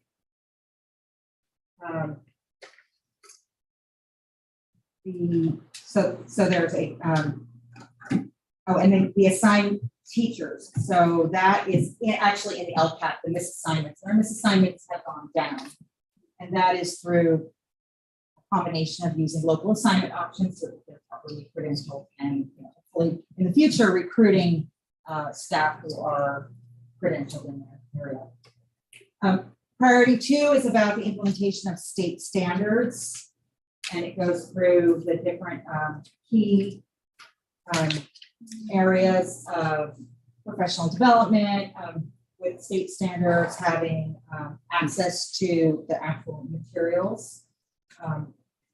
But I'm really glad that we moved this curriculum adoption forward. Having old materials is very hard to have state standards aligned materials. So the next thing for in terms of the state standards area is we want to look at a math adoption, and Karen, I think she's here, is Karen's the lead on looking at a K-8 math adoption. So that will continue this alignment with state standards. It's going to be a lot of work, and we'd like to do it pretty quickly because our current instructional materials are 3 different publishers for K-8. So we want to unify that, because at the river schools, it's impossible to have one textbook for 4th grade and another one for 5th grade. So I'm looking forward to that.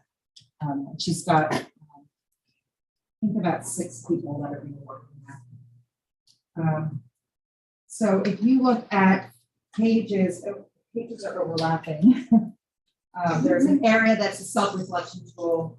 I'm looking at the one that talks about, it says page 11, 270, and these are just the tabulated totals in the different areas. One area that we answer these questions. We have so few English learners. It's really hard for us to assess overall what our effectiveness is for English language development. That's what ELD is for English learners, as opposed to ELA, which is English language arts, reading, writing, and the mechanics of language. And then I'm going to go on to the priority 3, which is we collected some information through surveys that we sent out. A lot of the data is recorded in the metrics in the LCAP. We just have to make sure that we address them. So the one thing that was, I think it was in this section about, well, and we heard this tonight about the getting input and families and community being involved with giving information before decisions are made. It was like exactly 50-50, which I thought was so. Half of our community are saying, sure, you take our input, but it means half are saying we do not have enough opportunities to give input before decisions are being made. So those are the kinds of things we look at and go, okay, so that's clearly an area for improvement. We would like that number to be higher. And then, so there's just the different tools that we use. We pulled from our surveys. And then the last priority that we have to do is there's 2 more. Priority 6, which is about school climate.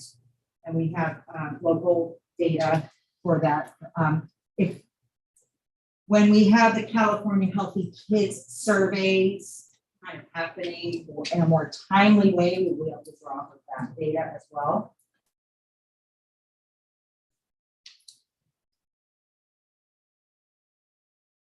So we used our local surveys about, it was positive. I mean, overall, people feel like the people who work in our schools care about our kids. So that was kind of the general sentiment, that there are people who care about their children, and then you can see that their school is a safe place. That's 73%. And then the last metric is the broad course of study and what we're required to provide students access to. So last year, some of the concerns, which are continued concerns, but there was a little bit of improvement, are the areas of art and music, PE, and there was a change in world language, I think. So there was a little bit of improvement. I think at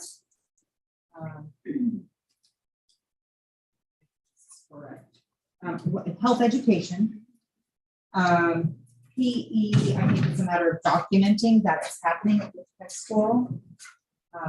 And then the other studies, I just wanted to present that is either Indian land tenure curriculum, and then Karen and I talked about the curriculum, and we didn't feel like we could say that was really being implemented fully. It's not as well planned out as we need to. We wanted to identify it as a deficiency so that we would take some action to move it. So it may be introduced and it may be available, but we don't feel like it is nearly as robust as it should be. And then I also have the concern about world language not being offered at Trinity Valley. I know that one of the teachers was kind of doing a club to do Spanish, but we do not offer. We should be offering some exposure to world language, no particular language, starting in 7th grade. So our students at Orleans have language instruction. I know that Russell here goes into schools to do, teaches actually several languages at Richpeck and Jack Norton. Hoopa, there's Yurok and Hoopa languages available. So Trinity Valley's our area for and I do want to reiterate that at the high school, we are now going to offer 3 languages because we're adding a Spanish teacher. But we had already met that requirement. Language teachers are hard to find. Precious. So this is just, there's no action to be taken. It's just something that accompanies the LCAP. That it will be on the school's dashboard, which we'll start to work on over the summer and then use that data. I had a quick comment on that, if you will. Is that possible? I want to thank you, Jen, for your vote of confidence. Actually, though, I'm not a quote unquote language teacher per se. I actually work through the private education department, and they asked me to go to Jack Norton and elementary school to try and do the best I can with the UROC that I know. I just want to send kudos out to Annie O'Rourke and Curtis Kane, who are actually at Hoopa High and Hoopa Elementary teaching. And I believe the instructor you mentioned, Sam, I believe his last name starts with an R, in Trinity Valley, did a wonderful project with reaching out to Orleans, Paducah speakers, Hoopa speakers, and the UROC speaker of different forms of breeding, at the very least, a couple animals, a couple birds. So the students have the idea that, hey, these languages are in the area. Another quick comment I had was, on these surveys, was it the same survey for the LCAP input? And since I just got the info that we have a little less than 1,000 students in the entire district, multiple households, I don't think it's fair to say that 50-50 thinks that it's okay that you guys are getting information out whether or not you are or not. What I'm saying is, okay, I know anywhere from 5th to lower grades, it gets stuck in their snacks after they're putting in their backpacks. It doesn't get to the parents. So please do it in a digital way to their parents, ensuring that they got that information. Email, text, there's a way to get out a phone call saying, hey, did you get the survey? Please fill it out. I know it's another step in your students' info, but I guarantee you that, out of the less than 1,000, the more than 950 students did not get input from their households, okay? Because it's so unfortunate that for one reason or another, those didn't get to those students' parents. Okay, so the realization that you have to do, I think it was said earlier by Maggie, you have to think outside the box on that.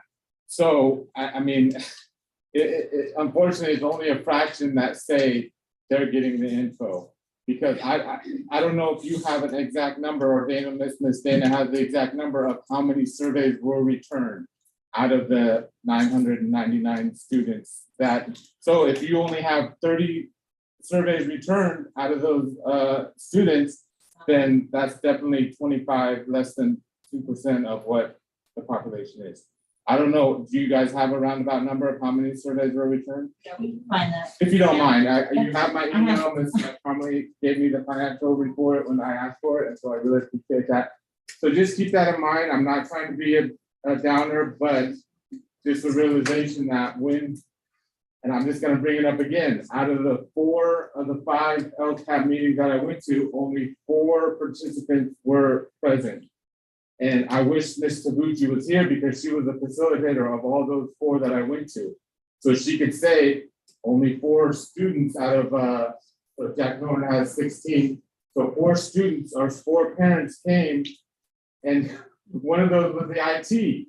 One of those was the IT guy that set up the IT info. So only 3 basically came that wasn't the IT guy. So the realization that, yeah, 237 have the potential to see a recorded of the LCAP info. 237 have the ability to see the special meeting that's happening tomorrow. I'm gonna have to log on myself. So hopefully you guys can record those and make that true, the accountability too. So I appreciate that info. I just want to make, before you go, I think that what you are talking about is something very important that we've been mindful about. It's when we're collecting data, what level of confidence do we have? Because there's all sorts of deviations. You have a small sample. what, that data means something different than if you have 100% participation. So the whole process of data collection is something that we have been, looking at the whole way of getting information out so that we can have a two-way conversation. So thank you I hear you. And if you got 999 students surveys of their household back, then you could honestly say 50-50, yes, maybe. Yeah. But I guarantee you that's unfortunate. No, it wasn't that much. It was good, but it was not that good. Because you have to email it out, because you have to make sure the students, and a lot of people work in the area that work on staff and work in the area on the tribe. So boom, education Peru tribe, education Hoopa tribe, education Yurok tribe. The realization that, we can get the word out for sure.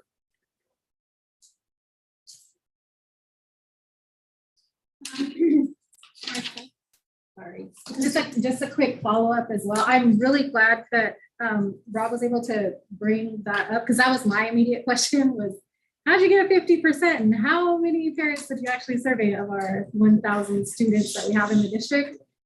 So I don't know if that's reported anywhere as we're doing this, but I'm hoping that it's noted somewhere. If this is an attachment to the LCAP, I think that's really important to be able to show what that community engagement was like for the educational partners that participated, which includes parents.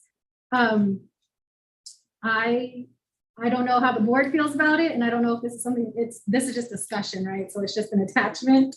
So there's no approval to it, but I would err on the side of caution, just because, especially in tribal communities, we're always extra leery of data. We know that we are not well represented in data collection, and so I don't want the district to follow suit in that same way, to kind of, inflate or not portray data as accurate as it could and should be. So I do hope that that's considered as we're doing this, because this is going to be published on the dashboard, correct? This information will. Yeah, they're narratives. It doesn't come up as like one of the dials, with Right. the colors or anything. Right. There's nothing. It's just sort of like, this is what we know. Right. Okay. This is what we collected. Okay. So just making sure that we're being accurate in our statements. Similarly, I think that it was a very important point that was brought up about language teachers. When I first saw this and saw world languages was rated as a 2, I was kind of offended for my teachers. And then I thought about it more, and it probably is accurate to be categorized as a 2 for language, because we're probably 50-50 in district language instruction and tribal language instruction. So that needs to be addressed and I think captured somehow, that we can't say that we're offering tribal languages in all of our school sites if the district isn't doing it. So, because then it would create more opportunity to say, we need to have more funding for language teachers. We need to make sure that we have a Karuk assigned teacher to Orleans Elementary in the same way that we have Jackie. We have Jackie who's, serving 400 plus students, and that's not realistic for one individual. So can we get more people language teachers at Hoopa Elementary School? So I just want to be careful about that as well, because it is great that we have this collaboration with the tribes, and the Yurok tribe able to offer staff, Karuk tribe able to offer staff, and some of our staff that kind of go into classes when they can, but that's different than saying that the district is offering these world languages. So I think that needs to be clearly stated as something that we want. I think we all want that, but need to make that clear that it's not just Trinity Valley that doesn't have it currently. We need more everywhere. And I do think that when Jen said 50% of the 50% of the people replied, I think my feeling was that you considered that a low number. I do. That I do. that means that that means that half of our population is not represented. So yeah, and that that is something that we have worked on as a public information officer. Well, no. And then just a communication Communication, assistant. somebody that is, going to make sure that we get all these ways of communicating, we utilize all the ways of communicating so that people can be more informed. But I know, mom of 3 grandkids and they all get in the car after school and, you know, it's like, I might get the note home, but chances are I don't. Under a smash. Yeah. Yeah. Yeah. Martha, in respect to moving on, I just want to let everyone know, if you get a chance, take a snapshot of this, because this is what I did at the fish fair 2 Fridays ago. And I was able to speak with Mr. Scotty after he said, I need help this way, and this way. And I said, Scotty, the Hoopa tribe, the Karuk tribe, the Kamau Medical Center, the Ottawa Medical Center, all these entities, the Hoopa tribe, the Karuk tribe, the Yurok tribe, these guys can help, not just with students, but with staff. We have veteran services. We have services that we need to say, hey, how can we get these helps to our staff and students in a good way? So this is just a little snapshot. Like I said, if you know the Spanish language, I said Spanish language in all 4 languages there, Yurok, Spanish, Hoopa, and Karuk. And this is, I am no way means of a Hoopa or Karuk teacher, but people that are my age are learning their own languages. And so the realization that these wonderful languages exist in our area, and those are just some of the terms that we use. So FYI, take a snapshot if you get a chance. 10B, KTJUSD Wellness System Update and Next Steps. Not in the packet. No, there's no No, there's not. information. It's a- It was for discussion. Yeah. Mama, you said you were gonna bring that document. Yes. So I'd like to begin by kind of creating some context about this discussion, and I'm glad that it's on the agenda. Could you speak directly into the mic, please? Yes. Is that better? No, that mic is not on, and that's all I need to turn that volume up there. On the speaker, but on the left of you, Loma. Green on the bottom. This is, how's that? No? I can just. I can hear you. Okay, Yeah. I'll project. So, kind of the context of this discussion, and my experience with this is that, I have a letter here, titled Klamath Trinity Schools Coming Together to Build a Trauma-Informed Education System Rooted in Equity for All. This letter was signed by 104 of our community members. I've heard a lot more than those 104 people kind of stating these same things that were stated in this letter. I brought this letter on behalf of these community members at the May meeting and presented to the board to ask to discuss it. And Jen at that time had asked Martha to contact me and ask me if I could talk with Jen about it. And I let Jen and Martha know that this was a community issue. I couldn't speak for the community on all of these things. It's like it's so broad and there's so many things to encompass. And then I had asked again in writing to have this on the agenda to discuss. And then I think, Jen, you had written me yourself asking me to discuss it personally with you. And I again told you that it was like a community issue. So here we are. I'm really glad that we're, here and that you brought this to the agenda. So what I would like to do in response to what you asked, Martha, is I do also have a guiding document that so this letter was written not by me. I'm not the author of this letter, but this letter was written collectively by community members and some ex-staff members. There's a couple staff members who looked at it and honestly, they were scared. They're like, no, I can't, I don't want to, they just didn't feel comfortable to give input like that. They felt threatened. But so I would like to start by reading this letter into the record. And then I would like to share, I do have hard copies for the board, the guiding document that has also been created collectively. And so I'd like to start by reading this letter into the record. We, the undersigned, no longer accept the longstanding problems that plague the Klamath Trinity School District. We care deeply about our students and their education and well-being. Here we name some of the issues, explain some of the ways they harm our staff and students, and suggest some ways we can move forward together. Staff do not feel valued or supported. This is the foundation that student wellness and success is built upon. All staff deserve to be paid an equitable rate for their work. This means not having to fight yearly for a cost of living increase or a pay raise. Staff need a safe space to express concern or discontent with policies and procedures. Staff should not be punished or targeted for speaking up. All staff deserve ongoing appreciation and should be treated with dignity. The staffing shortages we face are a direct result of ongoing colonization. It is leadership's responsibility to work together with tribes to support Indigenous community members in getting the education and training needed to fill these positions. Students in the Klamath Trinity District face many challenges to academic success. Students who have challenging behaviors, largely due to trauma caused by colonization, are many times labeled as bad from an early age. By the time they reach high school, these same students are treated punitively when they make a mistake instead of being given opportunities to learn and to do better. Restorative justice and positive behavior interventions need to be built and implemented authentically in partnership with the Indigenous and local community using approaches that are culturally appropriate. The district is frequently out of compliance with legal timelines for IEP and IFSP implementation.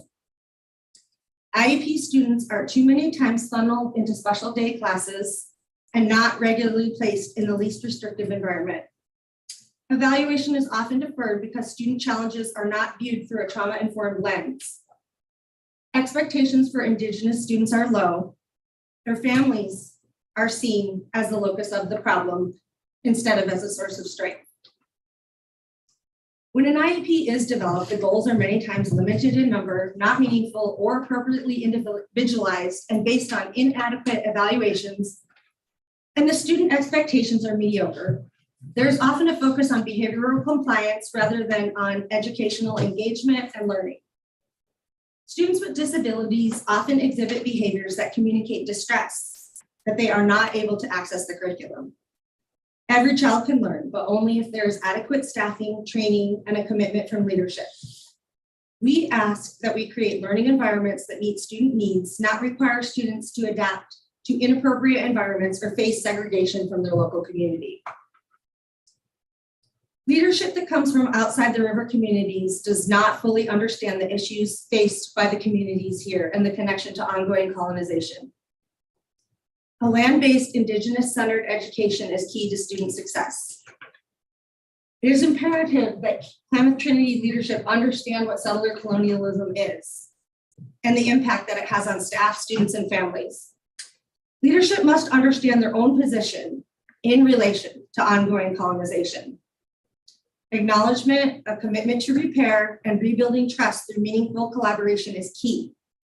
Leadership must be willing to actively listen to Indigenous staff and community members about what staff and students need to create a healthy school environment where all students are able to access their education, and follow up by committing the resources needed to address these concerns. Ongoing lack of funding many times closes the door on innovative efforts groups and individuals have been trying to make. We ask that leadership seek outside regional, state, and federal funding sources to build upon the existing Indian land tenure curriculum and add to the existing ILTC to make it encompass more subject matters as well as outdoor learning. The LCAP process is not working as is intended. Community members and staff are not being invited to share in the process in an effective way. We ask this be addressed by leadership. We call on the Klamath Trinity School Board and leadership to address these urgent issues in collaboration with the school community. Specifically, we ask the board to create 4 task forces: trauma-informed staff wellness, trauma-informed student wellness, culture-appropriate curriculum, and a professional development for tribal community members task force.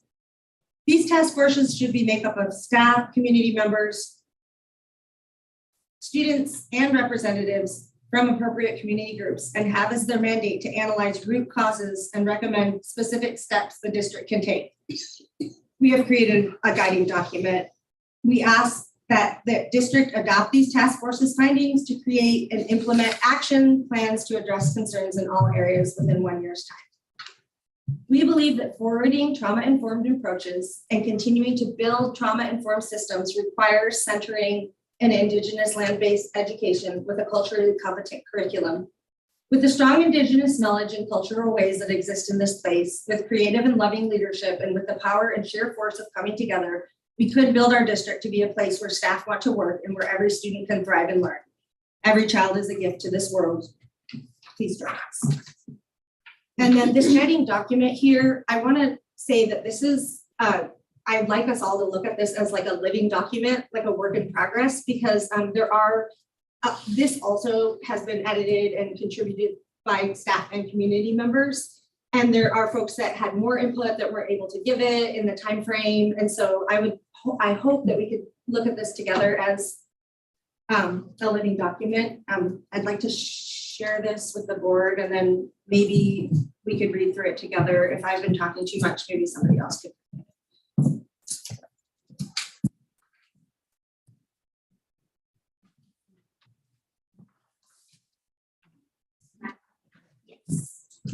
So a copy of the letter and the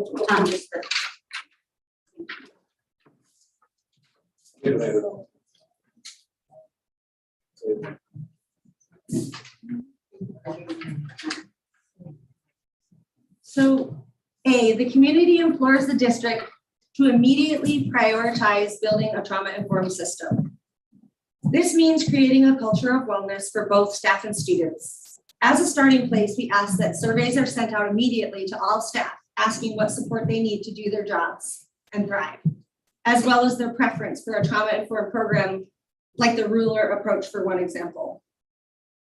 A survey needs to be sent out immediately to all students, asking what they need to succeed in their education and thrive, and to community members seeking input and collaboration to better understand what it means to be trauma-informed and what that might look like here.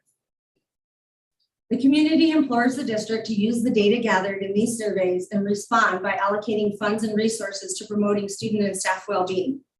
We ask to immediately bring back the Sunshine Committee that was used to express ongoing appreciation for staff.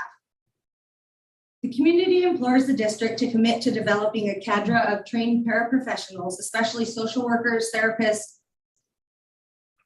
trauma-informed social emotional folks, and other support personnel from the local tribal community, including creating a task force for training community members. This includes having more trauma-informed staff available to all students at all times to support their social emotional growth and well-being. The community implores the district to create a task force to assess equity data using criteria developed in collaboration with families and the local tribal community. The community implores the district to commit to working together with the SELPA to improve its child find and family engagement practices, creating benchmarks for evaluation of progress and accountability tools as part of the process. The community implores the district to schedule regular public meetings with local tribes and agencies to agree to the ongoing needs of our students, to reach out to tribal leaders, community members, staff, students, and community organizations to request input and participation into developing and implementing these task forces. We do not wish to create more work, but to gather our energies and resources together to create much needed change on behalf of each and every Klamath County district.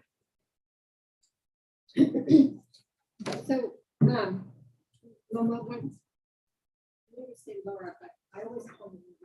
Okay. So when I read this, I went, yeah, these are all things we need. There also, much of this is either happening or maybe not happening to the degree it needs to. The trauma-informed practices has been a huge word in our world. And I believe we need to refine it, you know, to like everybody needs to be trained on what trauma-informed practices means. Everybody, you know, bus drivers, custodians, everybody, because everybody has contact with their students. And I do believe that we have a training coming up. Well, we're developing and including, I think, some of the things that you're talking about, resource mapping. So one of the things that I'm talking with Virgil Moorhead for the kind of launching is including the idea of the principles, but then looking at what are the resources we have. So he's been really big on this idea of resource mapping so that we can, again, like I really appreciate that not creating more work, but utilizing our resources, you know, working smarter, not harder. And I think that first starts with looking and going, what do we have that's going on that could be complementing each other? We also had talked about doing a study session with the board, so that would be another thing that I would, you know, Yeah. would entertain here for. If you would be interested, and you know, maybe people who well, just interested, community members may be interested in a study session with the board to kind of map out what we think this is gonna look like.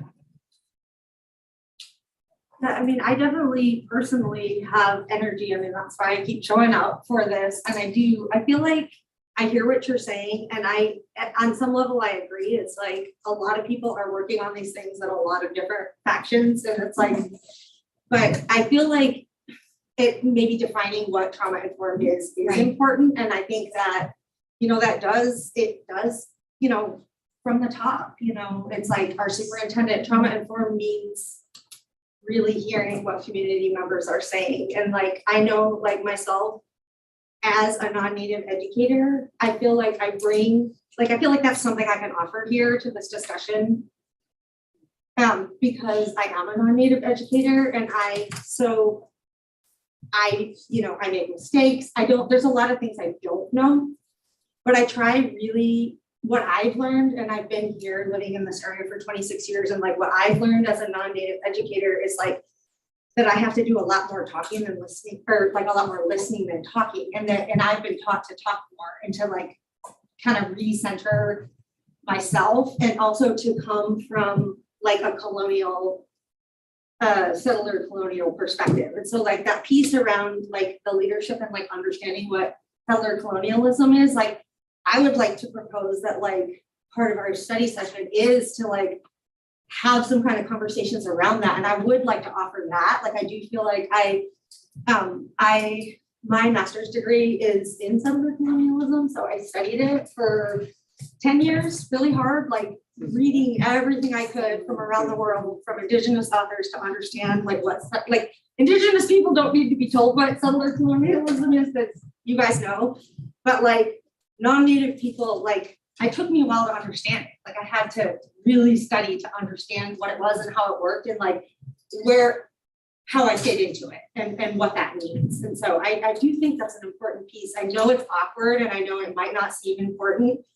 I personally feel like it's really, really important. And Jen, I hope that like you're hearing this, because it seems like you're a little distracted, but I feel like, just I'm relating as a non-native educator, and like really, so I think that like, because you're our leader, you're our district leader, we need you to be like, I think we should agree on what trauma informed means.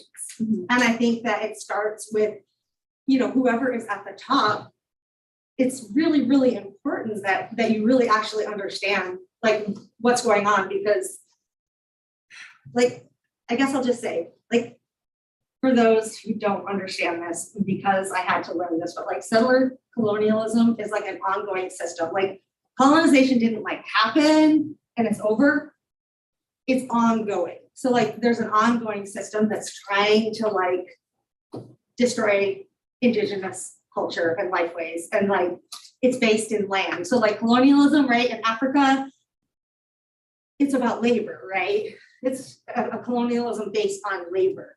But settler colonialism in particular, like in Palestine and here and in New Zealand and Australia, it's about land. So like settlers come to stay, and like unfortunately, like we are those settlers. And it doesn't make us bad people. I'm not like, oh, we're bad people. It just means that like we need to understand that these systems are ongoing, and that being here on tribal lands, in a tribal place where people are still in their place, I think the 101 is like more listening and less talking, and really, really listening, because otherwise I just don't think that as an outsider or a non-native person, we can provide the leadership that's needed. It just seems like it doesn't seem to be working. So I know we've had discussions as a board about probably the most colonialized institution in the United States is the school system. And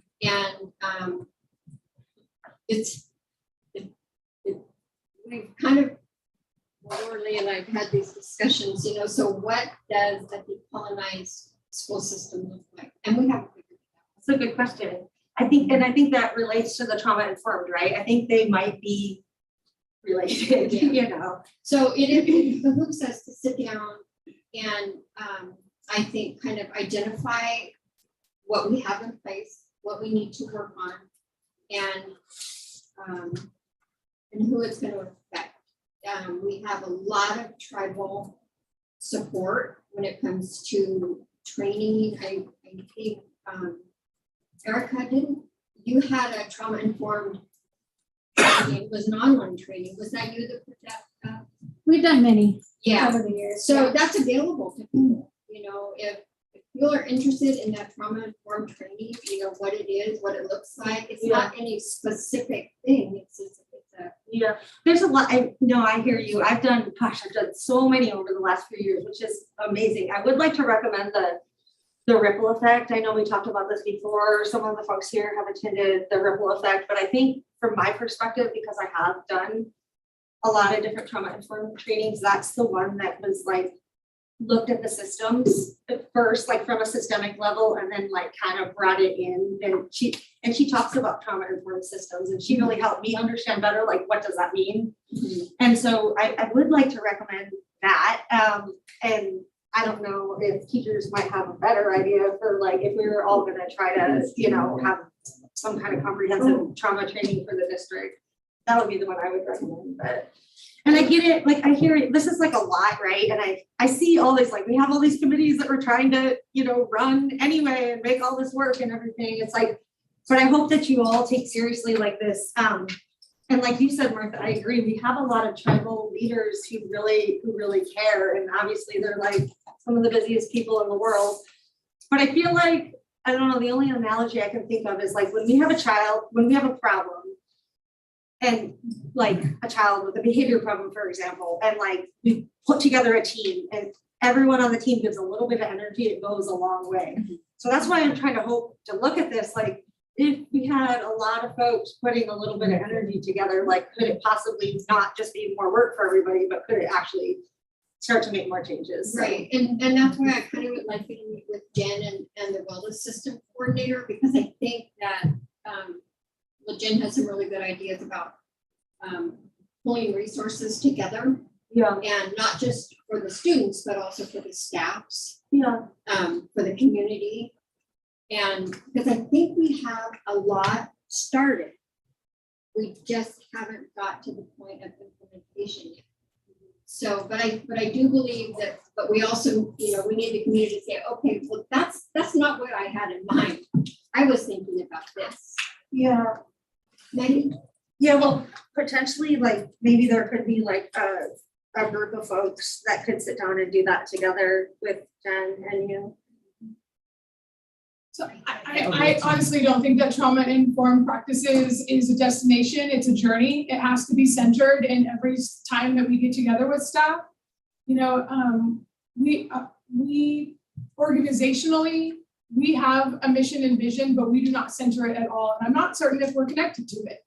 And so maybe even doing strategic planning around rewriting vision that centers wellness, that centers trauma-informed practices, that centers equity, right? And cultural responsive teaching, the things that we say we're doing, but we don't really hold ourselves accountable to it because it's not really a part of our vision. And even if it was a part of our vision, we're not centering our vision in our practices. So how are we, even in these meetings here, how can we decolonize these meetings? Well, we can have a vision that actually fits what we want for our students.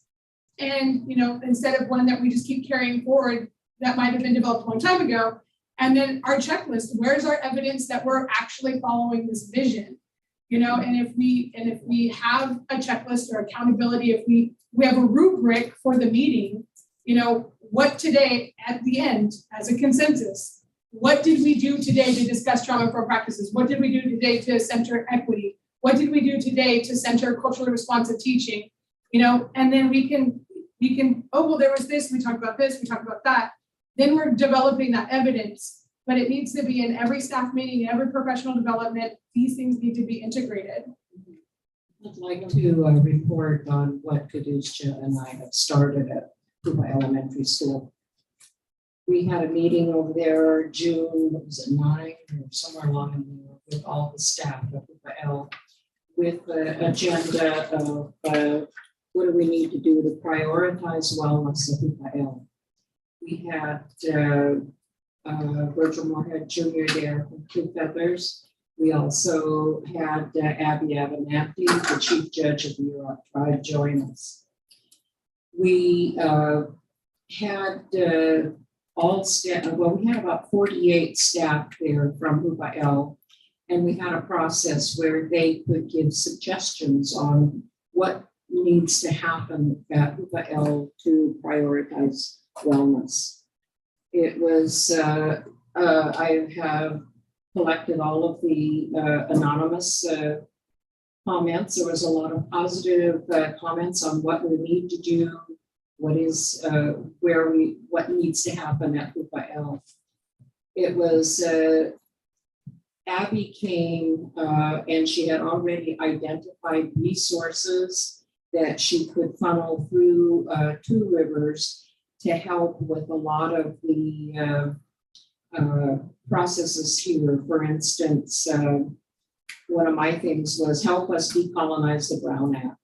I think there are ways to still be in compliance with the Brown Act, but where the board can interact with the community.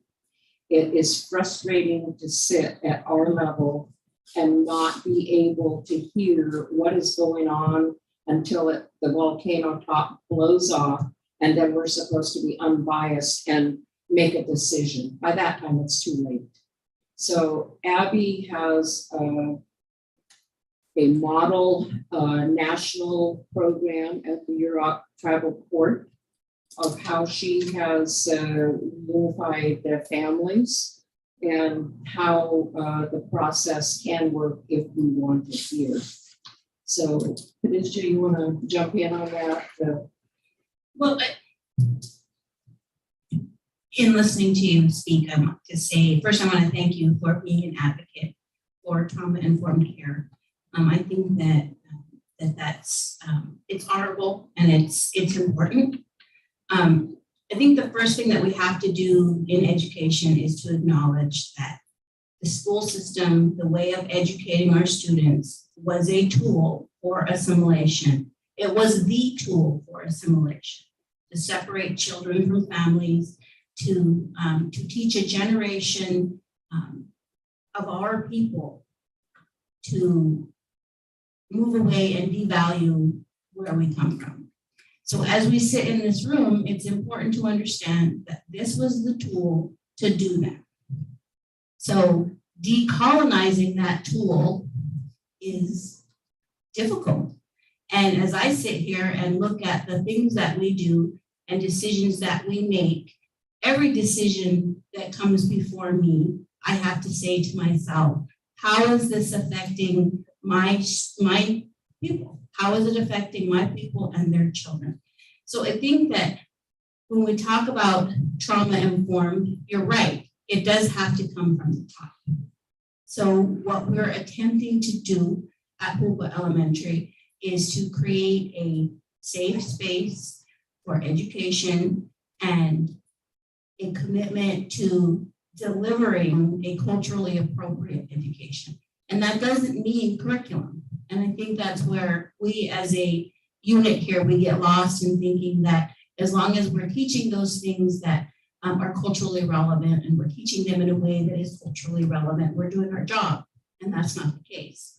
We have to look at the complete environment and how we can create a culturally relevant environment for those 90% Native American students that are enrolled at Hupa Elementary.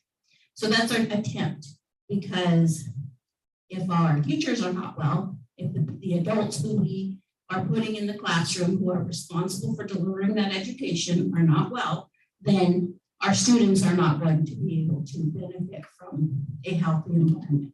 And we want for the classroom to be a safe space for learning.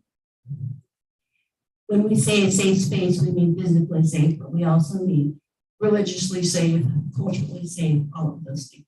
So our attempt in our first camp style meeting with Elie, I felt like it was a movement in the right direction.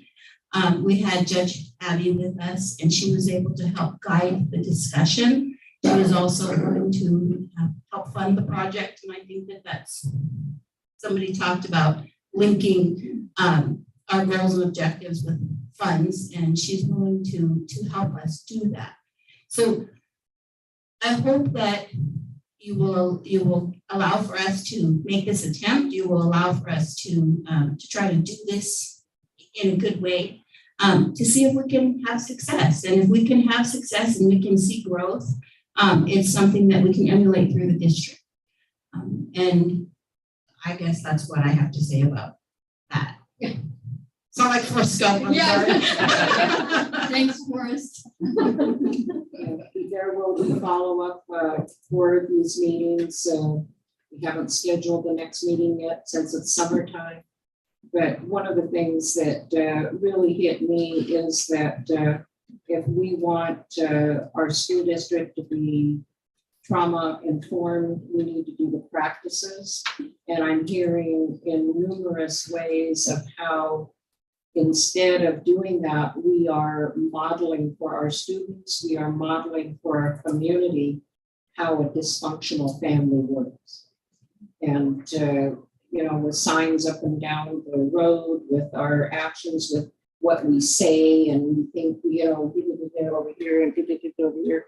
Kids are picking it up, and we are really doing a very good job of modeling a dysfunctional family, which we need to turn around. And so our attempt is from the top to try to listen to our staff. What will it take to prioritize wellness through Elie? And so we've got to start, and we need to continue with that. So I just kind of wanted to connect this conversation back with the safety issues and when we're talking about substitute teachers, how Can you talk in the mic? I can't hear it. they said that mic doesn't work. And so I'm disadvantaged. They said that speaker doesn't work. So I think that it's just as important to have your substitute teachers buy in and participate in training for trauma-informed practices, teaching curricular or culturally competent teachings, because I think that it's ridiculous that in this day and age, we have a substitute teacher telling our Native kids that it's shameful to be Indigenous at our high school. So I think it's just as important to loop those people into those conversations also, and to listen to our students when they're saying they're being attacked.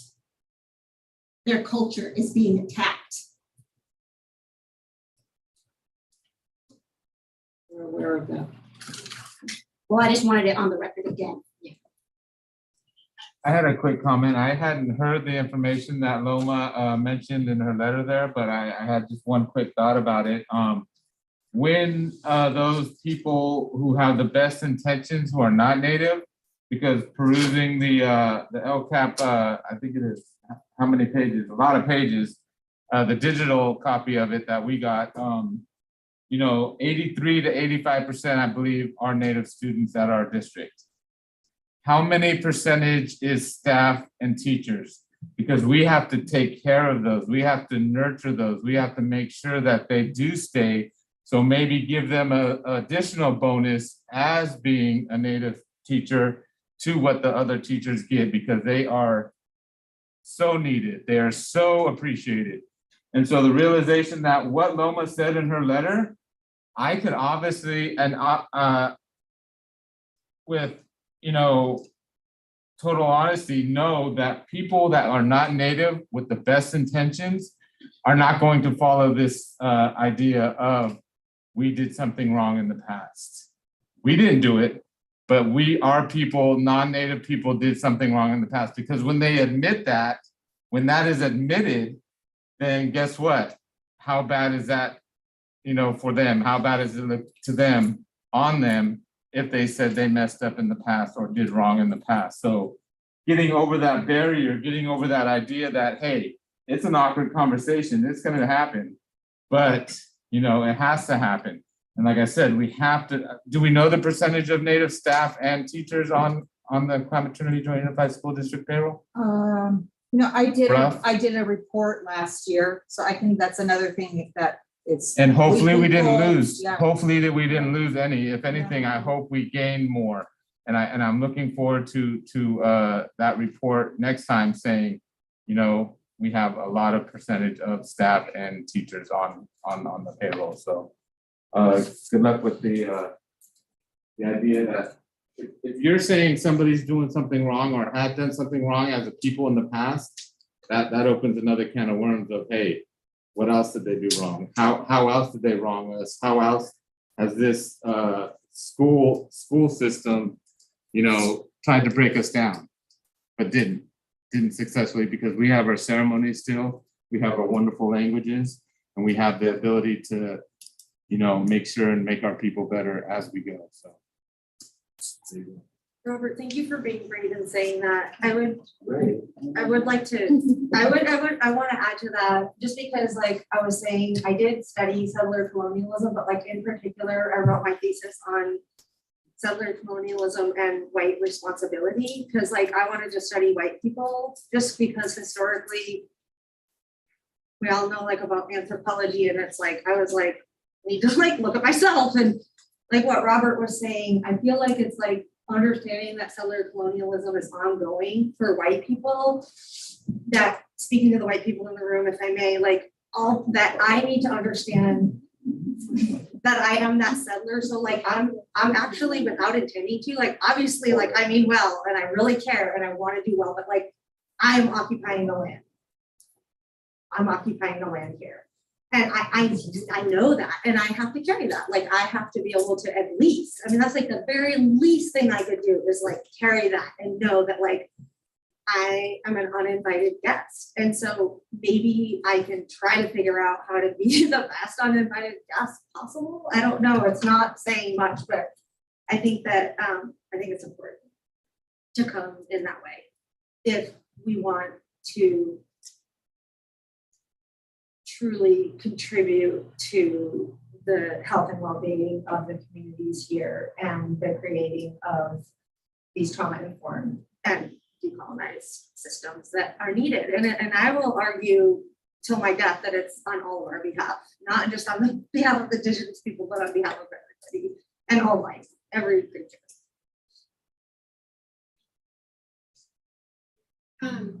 So would you like the board to set up a special study session and you bring a group of people, or would you like to specifically work with different departments? I'd like to know what Erica and Maggie.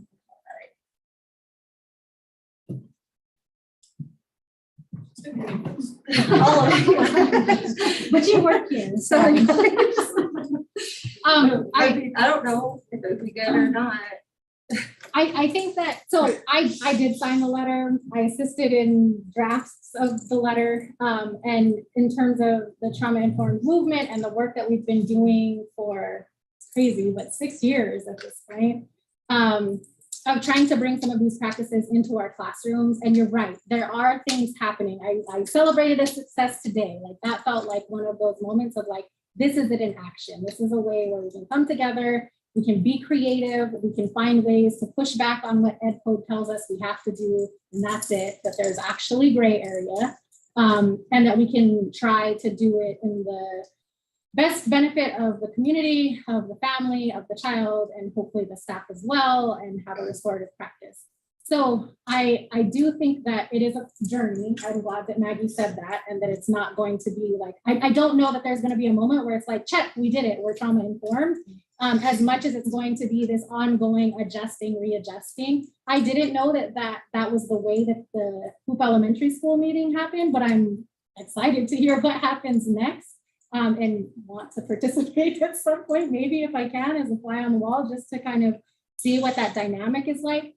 But one thing that I've, I guess, gathered in some of our trauma-informed trainings and conferences, and at some point, a lot of the people that have been doing this work for 6 years or more, we're switching from being the learner, and we're always learners, right? Like we're always learning those new techniques, but we're also being highlighted as best practices in different capacities. So I don't know if you know this, but like the trauma-informed movement was like highlighted by the Surgeon General's office. We've been featured in Senator McGuire's town halls. There have been various places where you have a wealth of resources already where some of those things are happening in compartments, whether they're in classrooms, when we have like our Zen dens or our calm down corners or our reflection room at one point, and it's always shifting with each administration. So that's kind of been, I think, the challenge is how do you systematize some of these practices so that it doesn't come and go with each person that comes and goes, because we have so much turnover. We have such a, kind of rotating door of different administrators. We still have trauma-informed movement monthly meetings, and we have had some district participation and some administrators, but not as much as we can. We can have more. And that's where I think we brainstorm some of those things. When we first came back from Wisconsin, we did ask for a study session, and I think we did that. I think there was a presentation that was provided, kind of here's what we saw in this community, but it's probably time to do that again. I do know that I've heard there's discussion, right, about strategic planning and visioning, and I think this is part of that discussion, is that if you want to really have these practices and the components of decolonization and cultural responsiveness in our teaching and our practices and our institution as a whole, that has to be at the core of those visioning, strategic planning sessions so that everybody is on the same page and at least knows that this is the bottom line expectation. I think I've shared with the board before, the tribe had adopted a resolution that was sponsored by our tribal education board,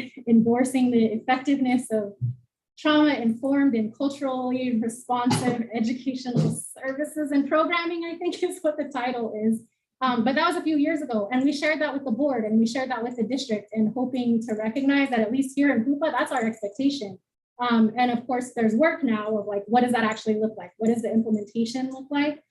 So I would love to be a part of the, I guess, discussions of what the training is going to look like in the pre-service, and then also some of those other conversations that are going to happen with key players of the wellness system as a whole, or ongoing PD, or coaching is another thing that we've talked about before. Like, teachers need to see it in action. And so do we have other teachers that come in? We've worked with various consultants from across the country at this point and have access to other resources that are kind of can lay the groundwork and foundation. And I can do that for you by August, of just providing a link to a Google Drive that we have access to from a clinician in North Dakota that worked with Kamau in our department.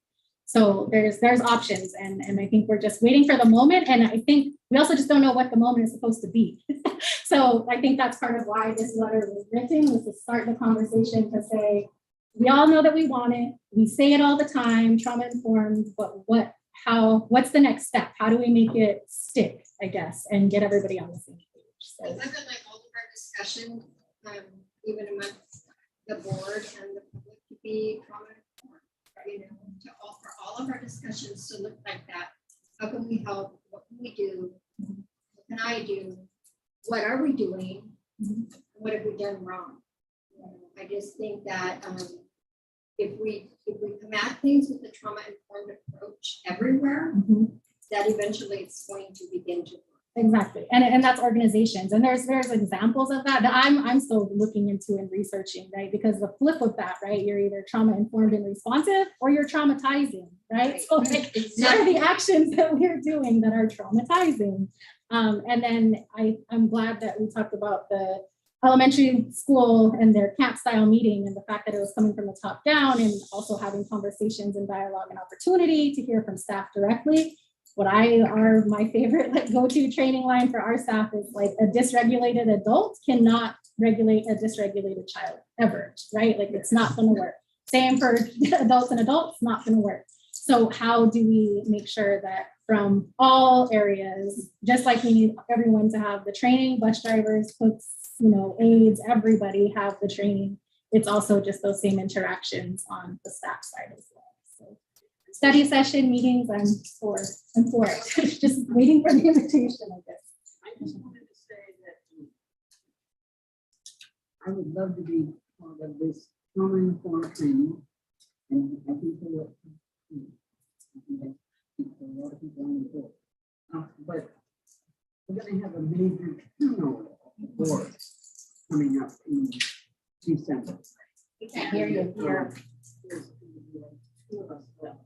Mhm. So I think I think the training should happen with the new people that come on, because they're gonna be on the board for the next 4 years. And I don't mind being the common.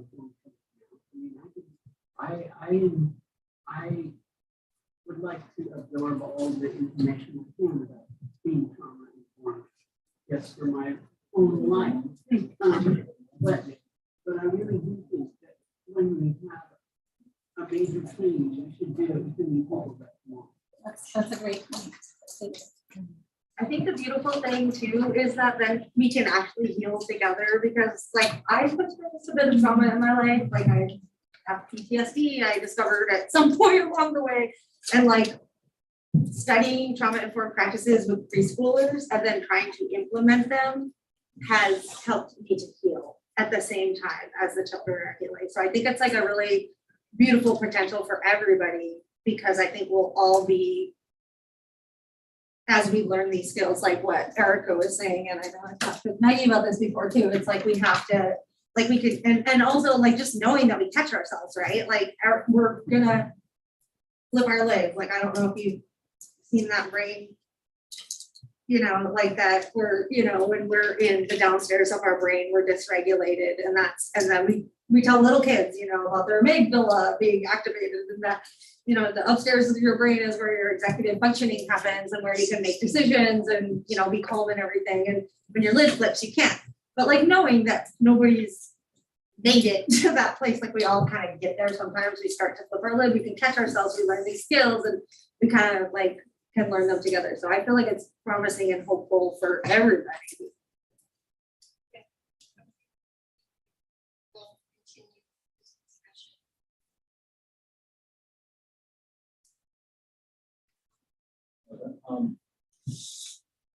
I wonder if 5.5 hours of paying attention is enough, and if the board would be entertaining the possibility of continue this tomorrow. Do we have a long agenda tomorrow too? No, but we have some meetings after our No, meeting. after that. So The rest of, everything else is, I mean, there's nothing else to be discussed and approved. Their information, Okay. have we done 5.5? yes. Yes, we have. All right. What's an information? First reading board policy 5.2, dress and grooming of regulation. 5.32, dress and grooming. And this is just information.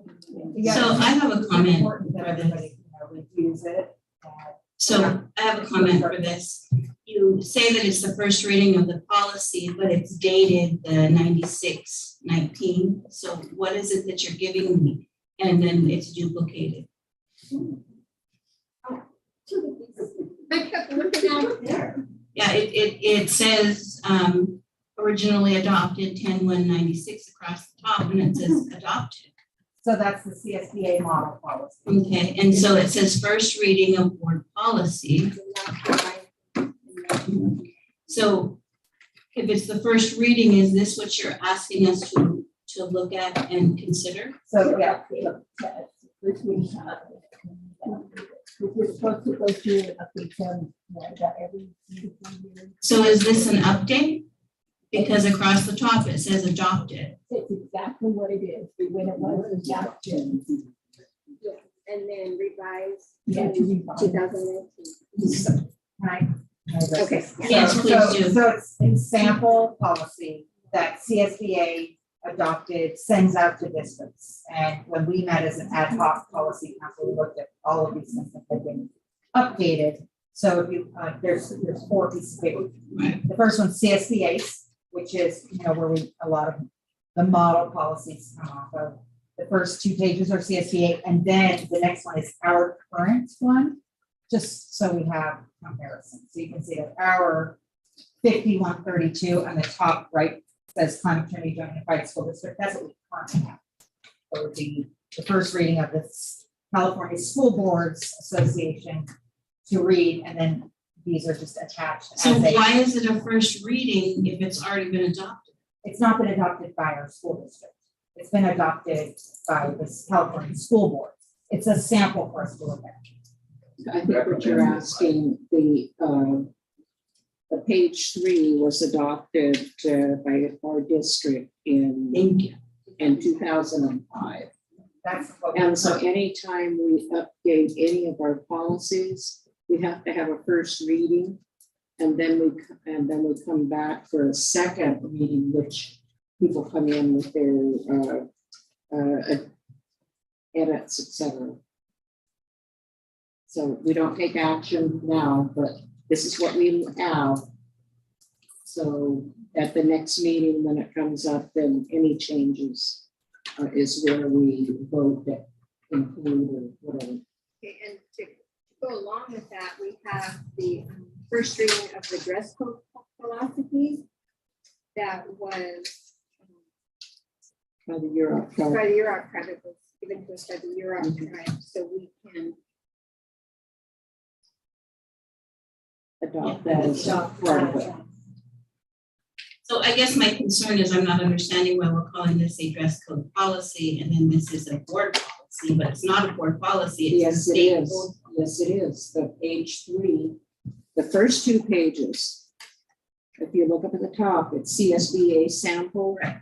You look at the second one, CSBA sample district. You look at the next one. This is our current policy. So this is an example of that colonial projection of value system. And so it's brought to us that we want to update it.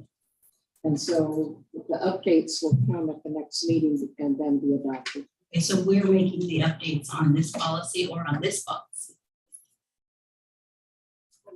Whatever we want it to look like. On our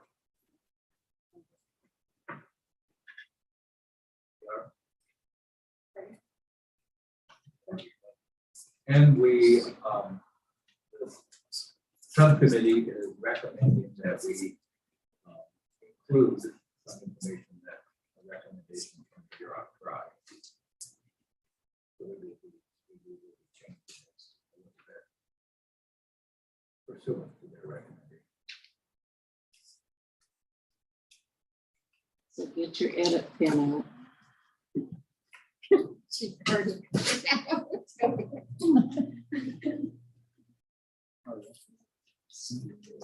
First reading, new policy exhibit. Steve. Oh, I'm sorry, Steve. Just for clarification, so the CSBA has their preferred language, if you will. Is there some thought that that's appropriate language for this district, or is that just, hey, this is some information out Information out there. there? Good. We had a great discussion on trauma informed and how does that fit in with the new policy? Was that included? Was that included in, I mean, because it was on the website, did you hear it on the, it was in the packet that you got electronically. So if you want to look at what the Europe tribe kind of gave us to work with, that's what. Then I guess I'd have a question. You're out tribe, they do a lot of wonderful things, but is that what they do for their students, or is that what they do for their workforce? No, it's something that the Yurok tribe had some concerns about the way that their tribal member students were handled in dealing with our dress code. And so their leadership, you want to hear what I have to say? Hello? You blew it out. I think I did. So their leadership went to their legal department and asked them to draft a policy that was culturally appropriate, that they felt like was culturally appropriate for their students. And so it was something that the Yurok tribes did on behalf of their tribal member students.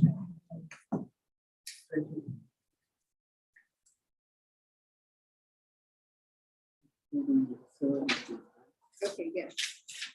First reading, new policy exhibit 3517-E1, facilities inspection.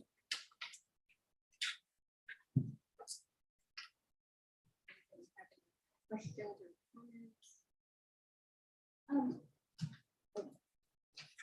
I think that we should maybe present this in a more culturally relevant way.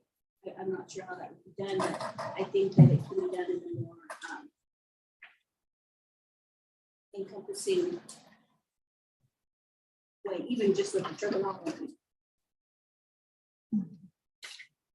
Facilities inspection. Are you talking about facilities? Yeah. Regarding the menstrual toilets. Yeah.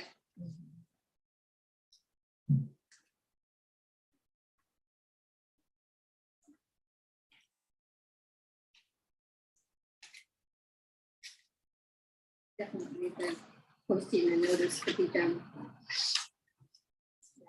So, yeah, I mean, written comments will be helpful, and then we can have them redlined or, and I just think noted. it's Yeah, that's why. culturally relevant for our students. It's a little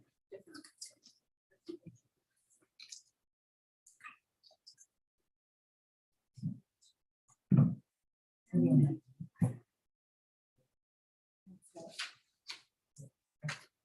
Yeah, I got it too. First reading, board policy regulation 3523 and board policy 3523 electronic signatures.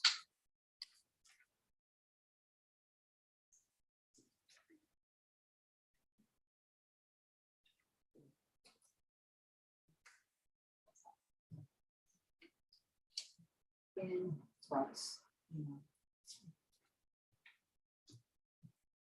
I have no problem with this. You don't currently have a policy on it. Do better.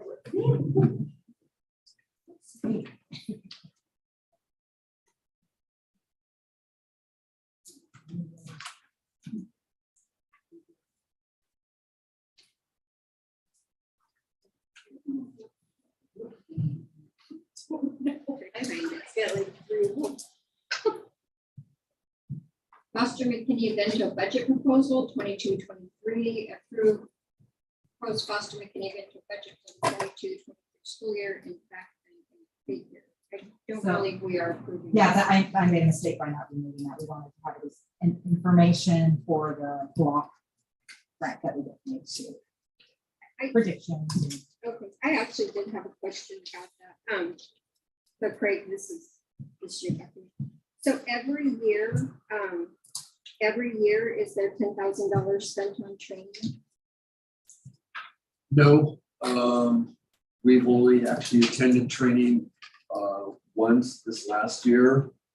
It was not $10,000, but the training was very good, and the county has recommended that this coming year, the school districts take more of their staff so that they're better trained. More people are better trained to address homeless and kitty bento foster needs. So we're trying to set aside enough for each of the outreach consultants to go. That would be $10,000. I was also thinking that, I was wondering about the food cards with Winco, wouldn't it make more sense to have if they're local fostering needs, would it make more sense to have So access? Winco's is a place where you can buy a family-friendly grocery card that excludes tobacco and alcohol products. We can't give gift cards to places that sell that tobacco and alcohol. So could you possibly make an arrangement with the store to have a specific card that doesn't allow for that? That would certainly be a lot more practical for someone Yeah, because to it doesn't, go it there. doesn't make sense to, if a homeless needs access to food, you're sending them to food. So I think the idea there is to provide food cards for those students. We also have CalFresh programs that we try and set students up with, but sometimes there's emergency needs that arise.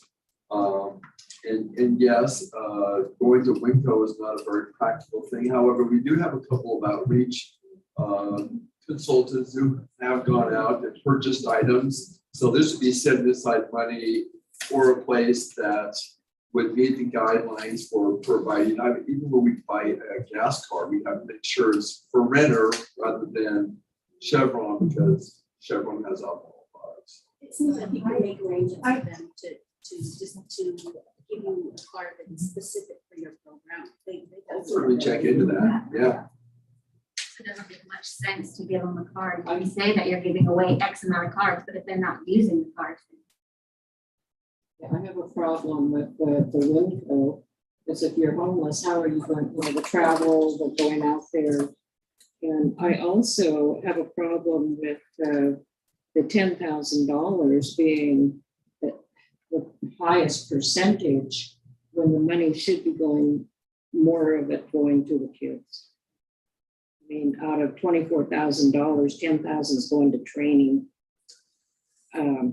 Yeah, training's great, but That's following the recommendation of the county. So well, we can certainly do it differently. We can also carry over funds that are unspent from previous years so that it doesn't look like we're spending half of well, the I money. have a problem with unspent from previous years because it's not getting to the students. And this, I see this as a high need group. But I feel like training is really important. It doesn't have to happen every year. But I do feel like it's important, especially people that are working with this youth. And I'm concerned about the gas cards too. If they're homeless youth, they don't have a car. Sometimes they do. Sometimes that's where they're sleeping. And they can use those gas cards to have people taking. So gas card cash. They could do a lot of stuff.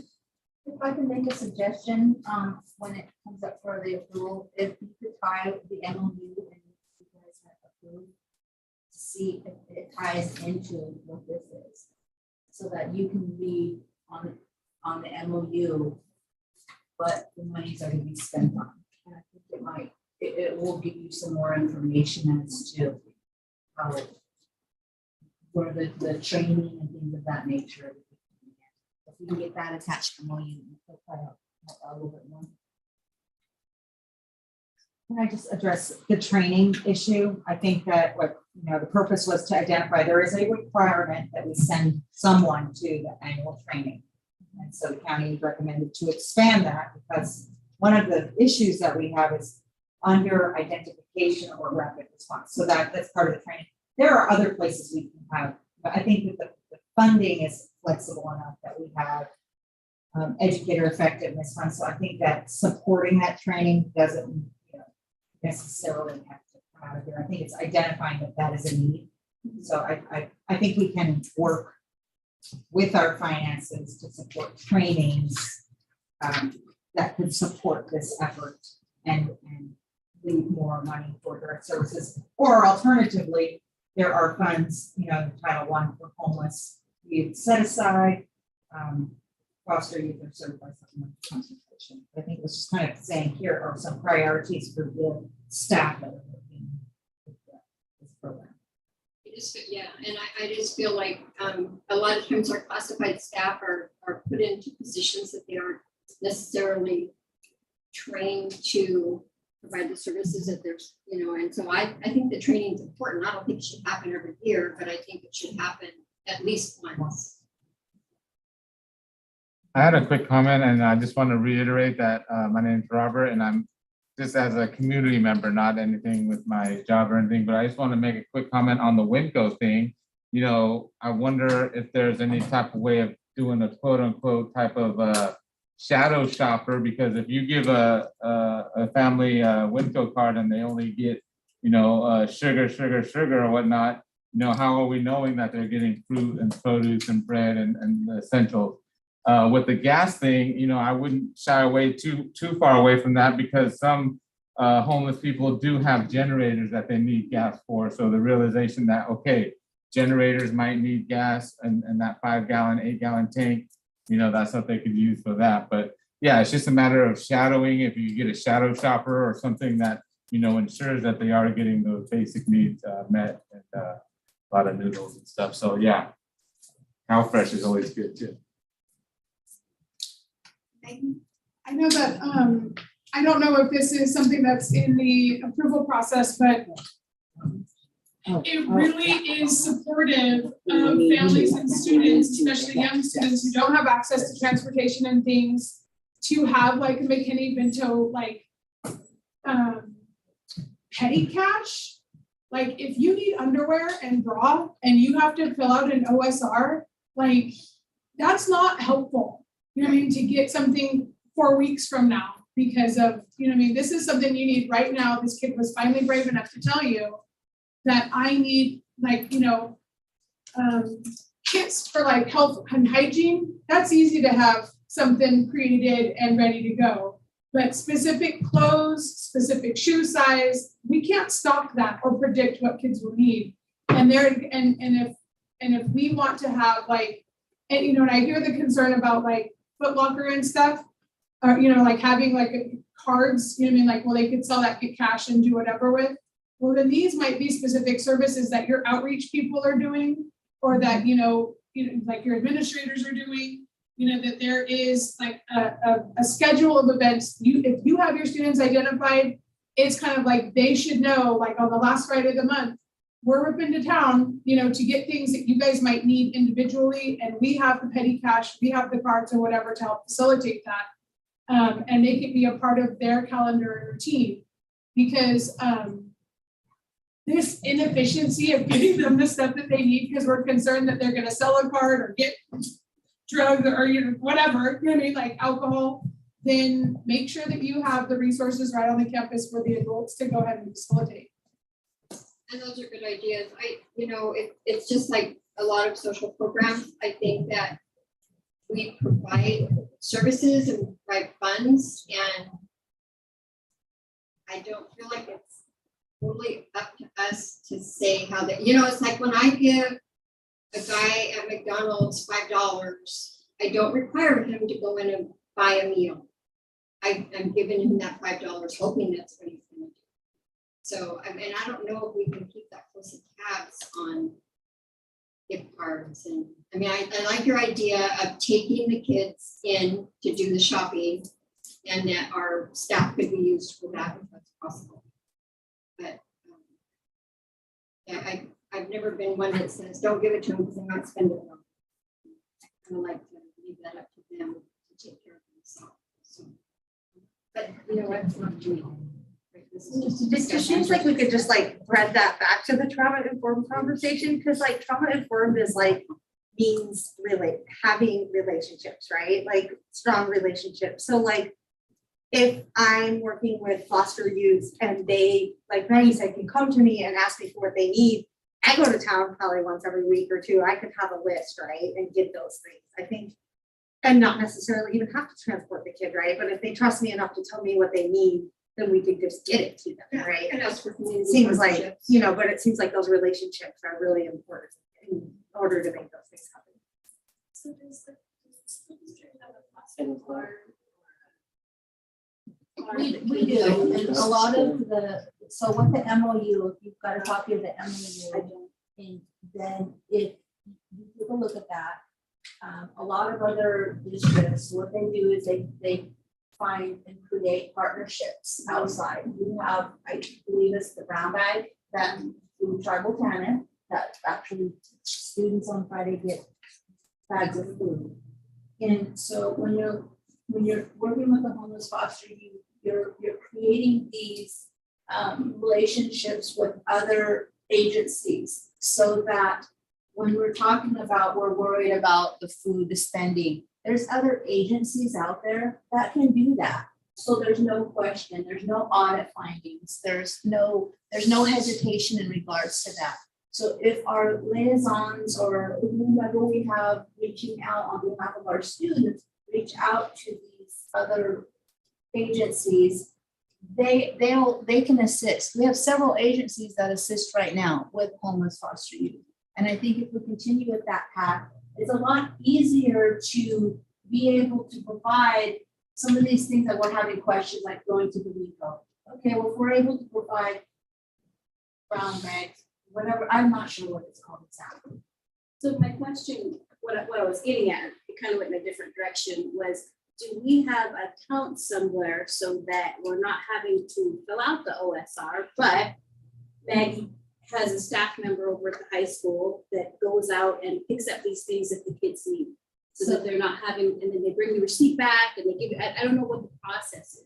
So we do have a process and we do have procedures in place. But I know, but what I'm hearing is that those procedures are difficult to do if a child needs underwear.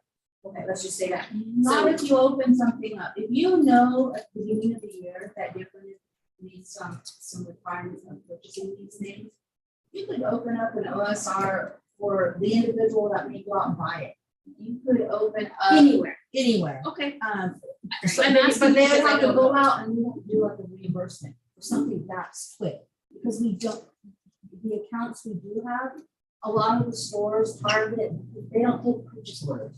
And so with that quick response, if you have somebody in place already knowing that, unfortunately, they would have to put a purchase order in their name and they have to bring back that receipt. So do we have like an Amazon account? Because We do. 2 days Absolutely. really nice We do. delivery. We've gotten That those should before. be the answer. 2 days. We you do should be have able to that. get the stuff that Yes, you need. we've done that before. So that's That not- seems like that would make the most sense because We've done that before. The Amazon account gets overspent and you can't make purchases on it often because there's That's so only many. at the end of the year when everyone needs to order. During the year, it's open, it's carte blanche, you can order all this. I'm curious if there could be kind of like an open PO to a school's ASB account. Because ASB can write checks really fast. I don't know, but we need to hear because I have lots of That's an problems. audit. I think there's a lot of, okay. I think we have a lot of ideas to get things done, so. Right here. We're gonna go on to transitional kindergarten plan for board review and Erica. I'm so sorry. I have comments on both items and I think they're related. So I'm actually hoping to hear updates and then I'll share my piece if that's okay. Is that possible? Sure. I would prefer to just hear your, I'm not sure what you want up with on what's Wow. here. What's So, that? Okay. yeah, if that, So, well, and these are related, so, okay, Yeah. these they're kind of overlap a little bit. So I'm curious as to what function this serves or what this is for, the TK plan. And I do see that there's a tag that says draft. So what is this for? Where does it go? And is this a work in progress or is this, I know this is in discussion, so it's obviously not an approval, but I'm trying to get some context before I have some of the things that I need to say. What this is going to the state. That document will go to the state to receive their funding. But it is in a rough draft form. We're supposed to present it to the board before June 30th. They don't have to prove or disapprove. They just need to see that we actually have the document. Okay, So there's many things in there that will be updated and addressed. okay, So it's just a working progress. okay. So I have multiple concerns and both of them are tied to both items, this plan as well as the Hoop Elementary proposal for TK. So this document, this is the first time that I'm seeing this document. It was attached with the agenda and was just scrolling through to see what was on the agenda. As of today, none of my staff have been contacted about conversations in doing the universal pre-kindergarten TK plans. And I know this came to the board probably we were at Trinity Valley, and that was the first time I heard about it. We were talking about how teachers are gonna have to go back and get child development units. And I said, great, keep us in the loop. Let's make sure we're talking about this together because you are going to start serving 4-year-olds that at this point in time in our communities, tribes have authority over, right? Like we're running those Head Start programs. So I was looking forward to those conversations. Knowing now that a plan is going to the state for June 30th and none of our early childhood staff have been consulted about this plan, let alone myself, until it was issued in the agenda is And that's supposed to be for a year away. So this is the year that we're supposed to be meeting with you guys and doing all that. So in the school year 2022 and 2023 is the planning year. It's supposed to be the planning year for that. For that one. And then we meet with you guys and we talk about it. in transition. Okay, so I hope that that happens, but so far there haven't been any conversations. So that was my first interaction, and also because I'm also on the state, different, emails and threads, and so I'm seeing what CDE is doing, what they're talking about for universal TK, and I know what all the LEAs are in a panic, right? Because some staff are going to have to go back to school to get additional units to serve such young children. And that's an area that we, I think, do pretty well. And I think that's been reflected in some of the data that we're seeing, in fact, right? When they're coming to school at KTJUSD, a lot of those children are school ready, they're good to go, and many of them are graduates from tribal Head Start programs, not even just ours. So that being said, I do hope that we're a part of this process. And I do see that it says KTJUSD held a series of community meetings that included our local preschools and Head Start programs through our district. Is that true? Because I have not been noticed. I think there may have been one that I think I missed, but I don't know. There was actually 4. Though, and that was attached to the LCAP meetings when it said LCAP and Yeah, she TK. wasn't. So how was that missed? Because as far as I know, we never received the direct invitation. My staff did not. I consulted with them again yesterday as soon as I saw this message to say, hey, did I miss something? Did you guys get a direct contact?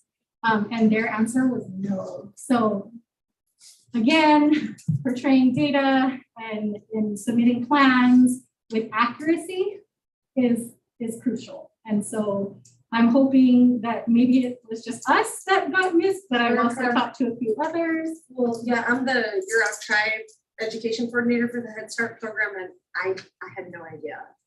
I haven't heard, I've looked at, I've been collaborating with the Humboldt County Office of Education around the broader TK plan and what's going on, but I have not had any contact with anybody from the district regarding this, and I've been really concerned about the little ones.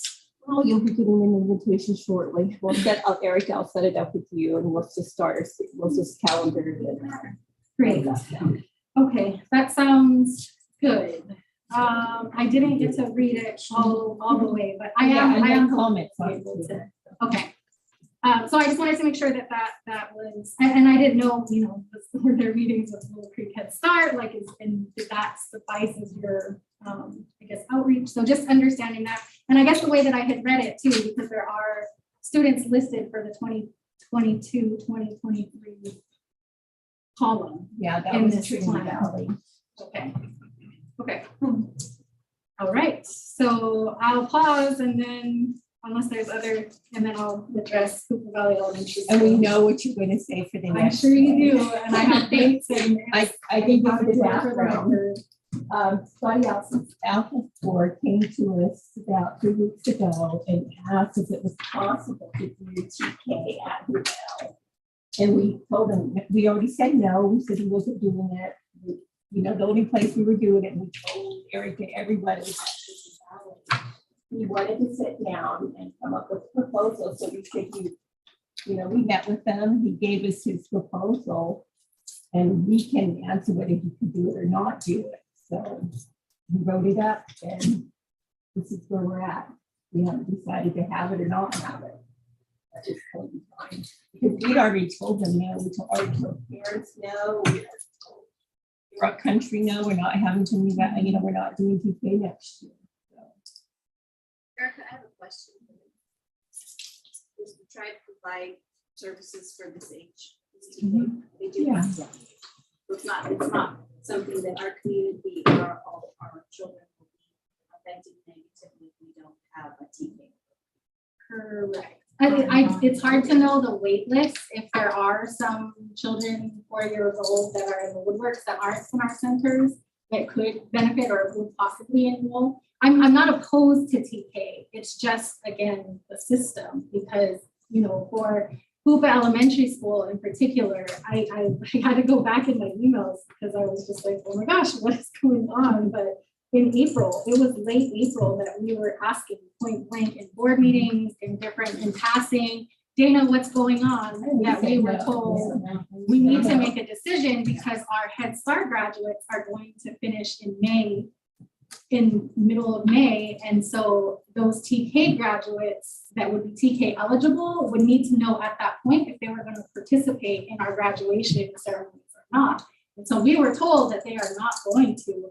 And even after we heard like 3 different times, like from 3 different Hoopa Elementary School staff on 3 different occasions, they said yes, and they said no, then they said yes, and they said no. So parents were extremely like frustrated, not knowing what's going on. Is my kid graduating, not graduating? And in early childhood, a key part of what we do is about transitions. We're working with children to know what the next step is for them to be school ready. And so we just missed out that if we offer TK, which if we do, that's fine. It'll be up to the parents to decide if they're going to do that or not. But at that time for Head Start, that's just the Head Start count. I think we had 11 that were currently enrolled in May that would have been TK eligible, some of who were interested in doing TK, but when it was offered for Willow Creek only, they said, no, we're good, we're gonna stay in the center. So that's what we're planning for, is those 11 to come back to us in the fall. But now we might not, we don't know. And now they missed out on graduation, they missed out on their regalia pictures, they definitely missed out on some key kind of community milestones, I guess. Because of back and forth and not deciding. And I think I said it previously, but I have to say it again today, is that I think that this is where we're struggling. The data is telling us that we are struggling with serving our K-3 students. And in kindergarten, that window is so small for our little guys to love school. And so to throw them into a classroom without transition, for them to not get the excitement of like, I'm going to the big school in the big way that we'll celebrate. Obviously their families will like celebrate with them and still get to do that. The kindergarten roundup was awesome for those kids that were not these 4-year-olds. It was the kids that are going to be 5-year-olds that participated in the kindergarten roundup, because we thought there was only going to be a kindergarten. So they got to go to class, they were super excited. And then now we have these other 4-year-olds that are kind of getting lost in the shuffle that may or may not become your students next year. And for us, they cannot go back and forth. So once they choose to leave Head Start and enter a school district, they're in the school district. So our 4-year-old babies can't come to your classroom, test it out and say, oh, no, we don't like this. We want to go back to our 1-to-8 ratio classrooms. They're kind of stuck. And so that's part of why this transition is so important for that age group as well. That I'm just really hoping that in the future we will have a better system to make sure that we're setting up all of our babies, kindergarten and TK, 4-year-olds especially, up to be successful in our school district. And I'm not sure that that's where our focus is unfortunately.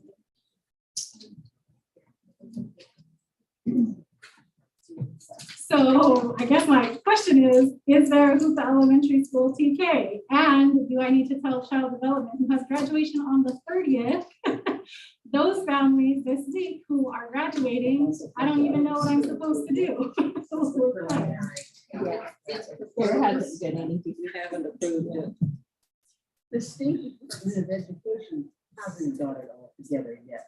So, you know, I think this next year is going to be the formulation of what's going to happen. You know, I don't think anything is set in stone for this. But that doesn't help. It doesn't help the current parents of the current 4-year-olds that will be 4 in the fall that are asking us and telling us. I've had a parent last week say, oh, Hoopa is having TK. And that was out of nowhere. We didn't really think about it. And then we saw the agenda and it's like, what is going on? Like, they told us no. And so we flip-flopped on parents 5 times. So I don't know what the answer is. Okay, well, we have not approved it. And that's what I can tell families at this point. That's so,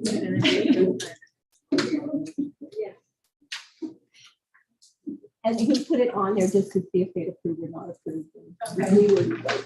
I'm for it. I think some parents like that option better. It's more convenient if you have kids already in the elementary school, like they can, it's a 1-stop drop instead of 2. So there are benefits of it. I'm not in favor of TK. It's just the communication and the systems.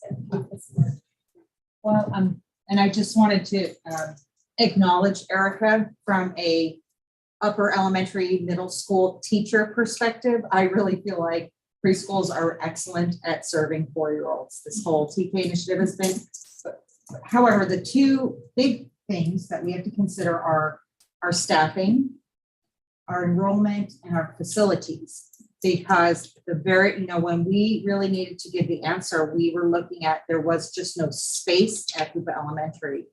And so with the numbers of, there was no space because we thought we had a really large kindergarten class coming in. And so that information fluctuates also. And our staff, we don't have anybody currently that has the 24 additional units, but we have a teacher that is going to enroll in a program.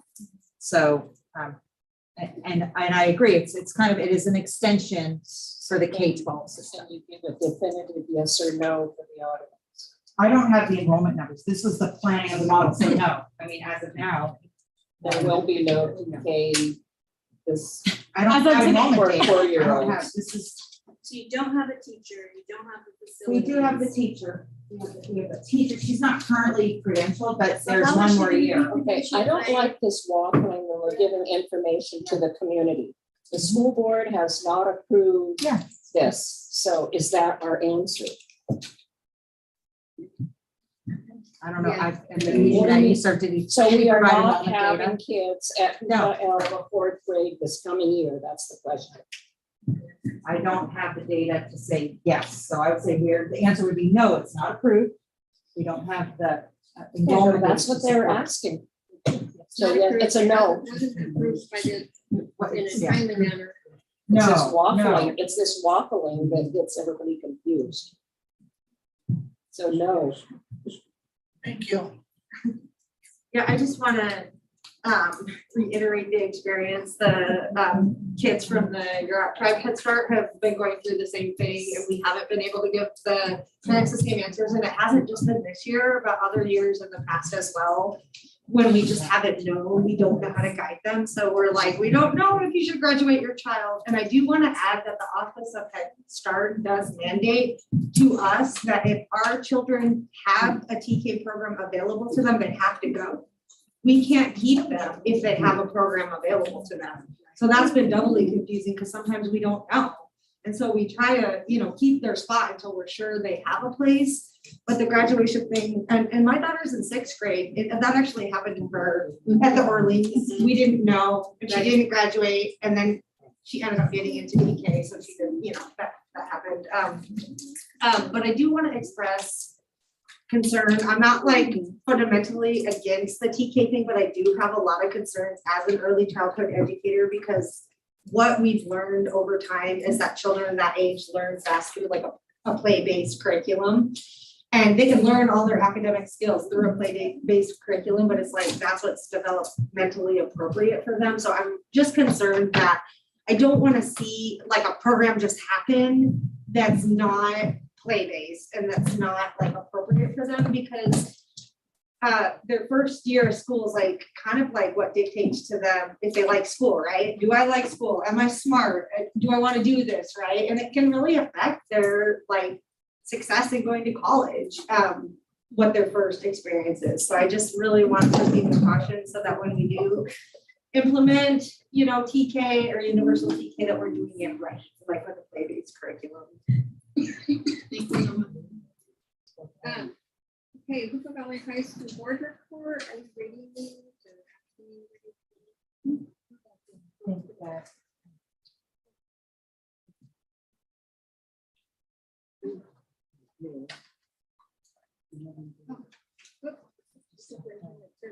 Information about community schools.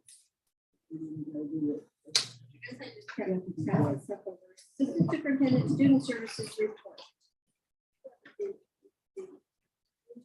Okay, and thank you for your And there's report. no I attachment. did appreciate here. I didn't know there were special needs. And I think we're moving in the right direction. So, here on H, this information about community schools. Nothing Oh. We have information about community schools? Okay.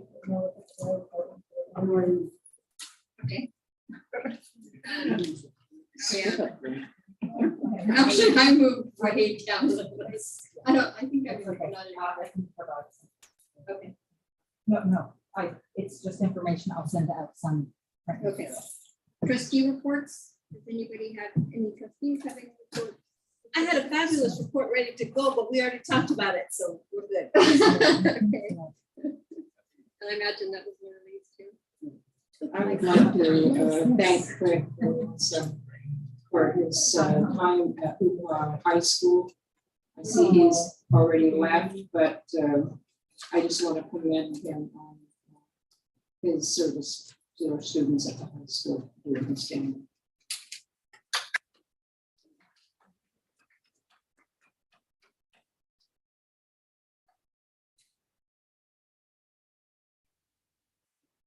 Assistant Superintendent Services report. So I already said thank you to Craig for this report. And the scheduled sped meetings, I think it's a wonderful idea. I got two of them.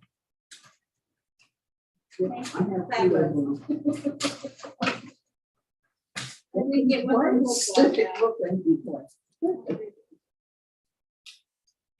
from Valley High School Board report.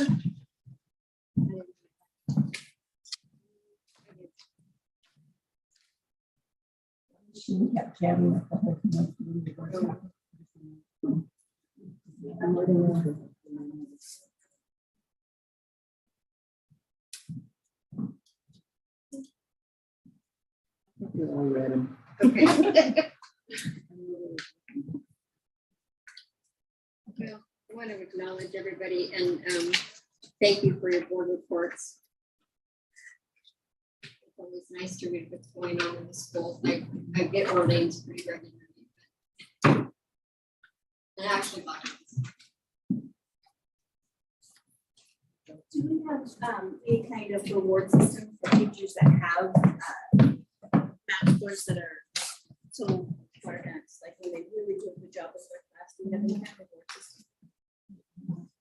Not to my knowledge, but I can ask some today. it's kind of hard to do that. I mean, especially in the small schools, because There's one teacher there. well, and sometimes it's like you have to award him. You jealous? Well, where you have this one student, you know, that carries the class, you know, from year to year to year. I Well, if know. it's year to year, We used to he have- had his jump, it's 24% up from last year. So this one wasn't carried. Oh, okay. Yeah, read the report. Wait a minute, who's that? $100 gas card. Winkle. Winner. Alcohol Okay, it's getting included. late. I'm gonna get really appropriate, so let's get through this. Okay. Hey.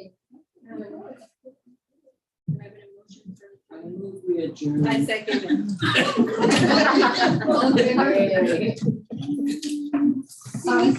I need all board.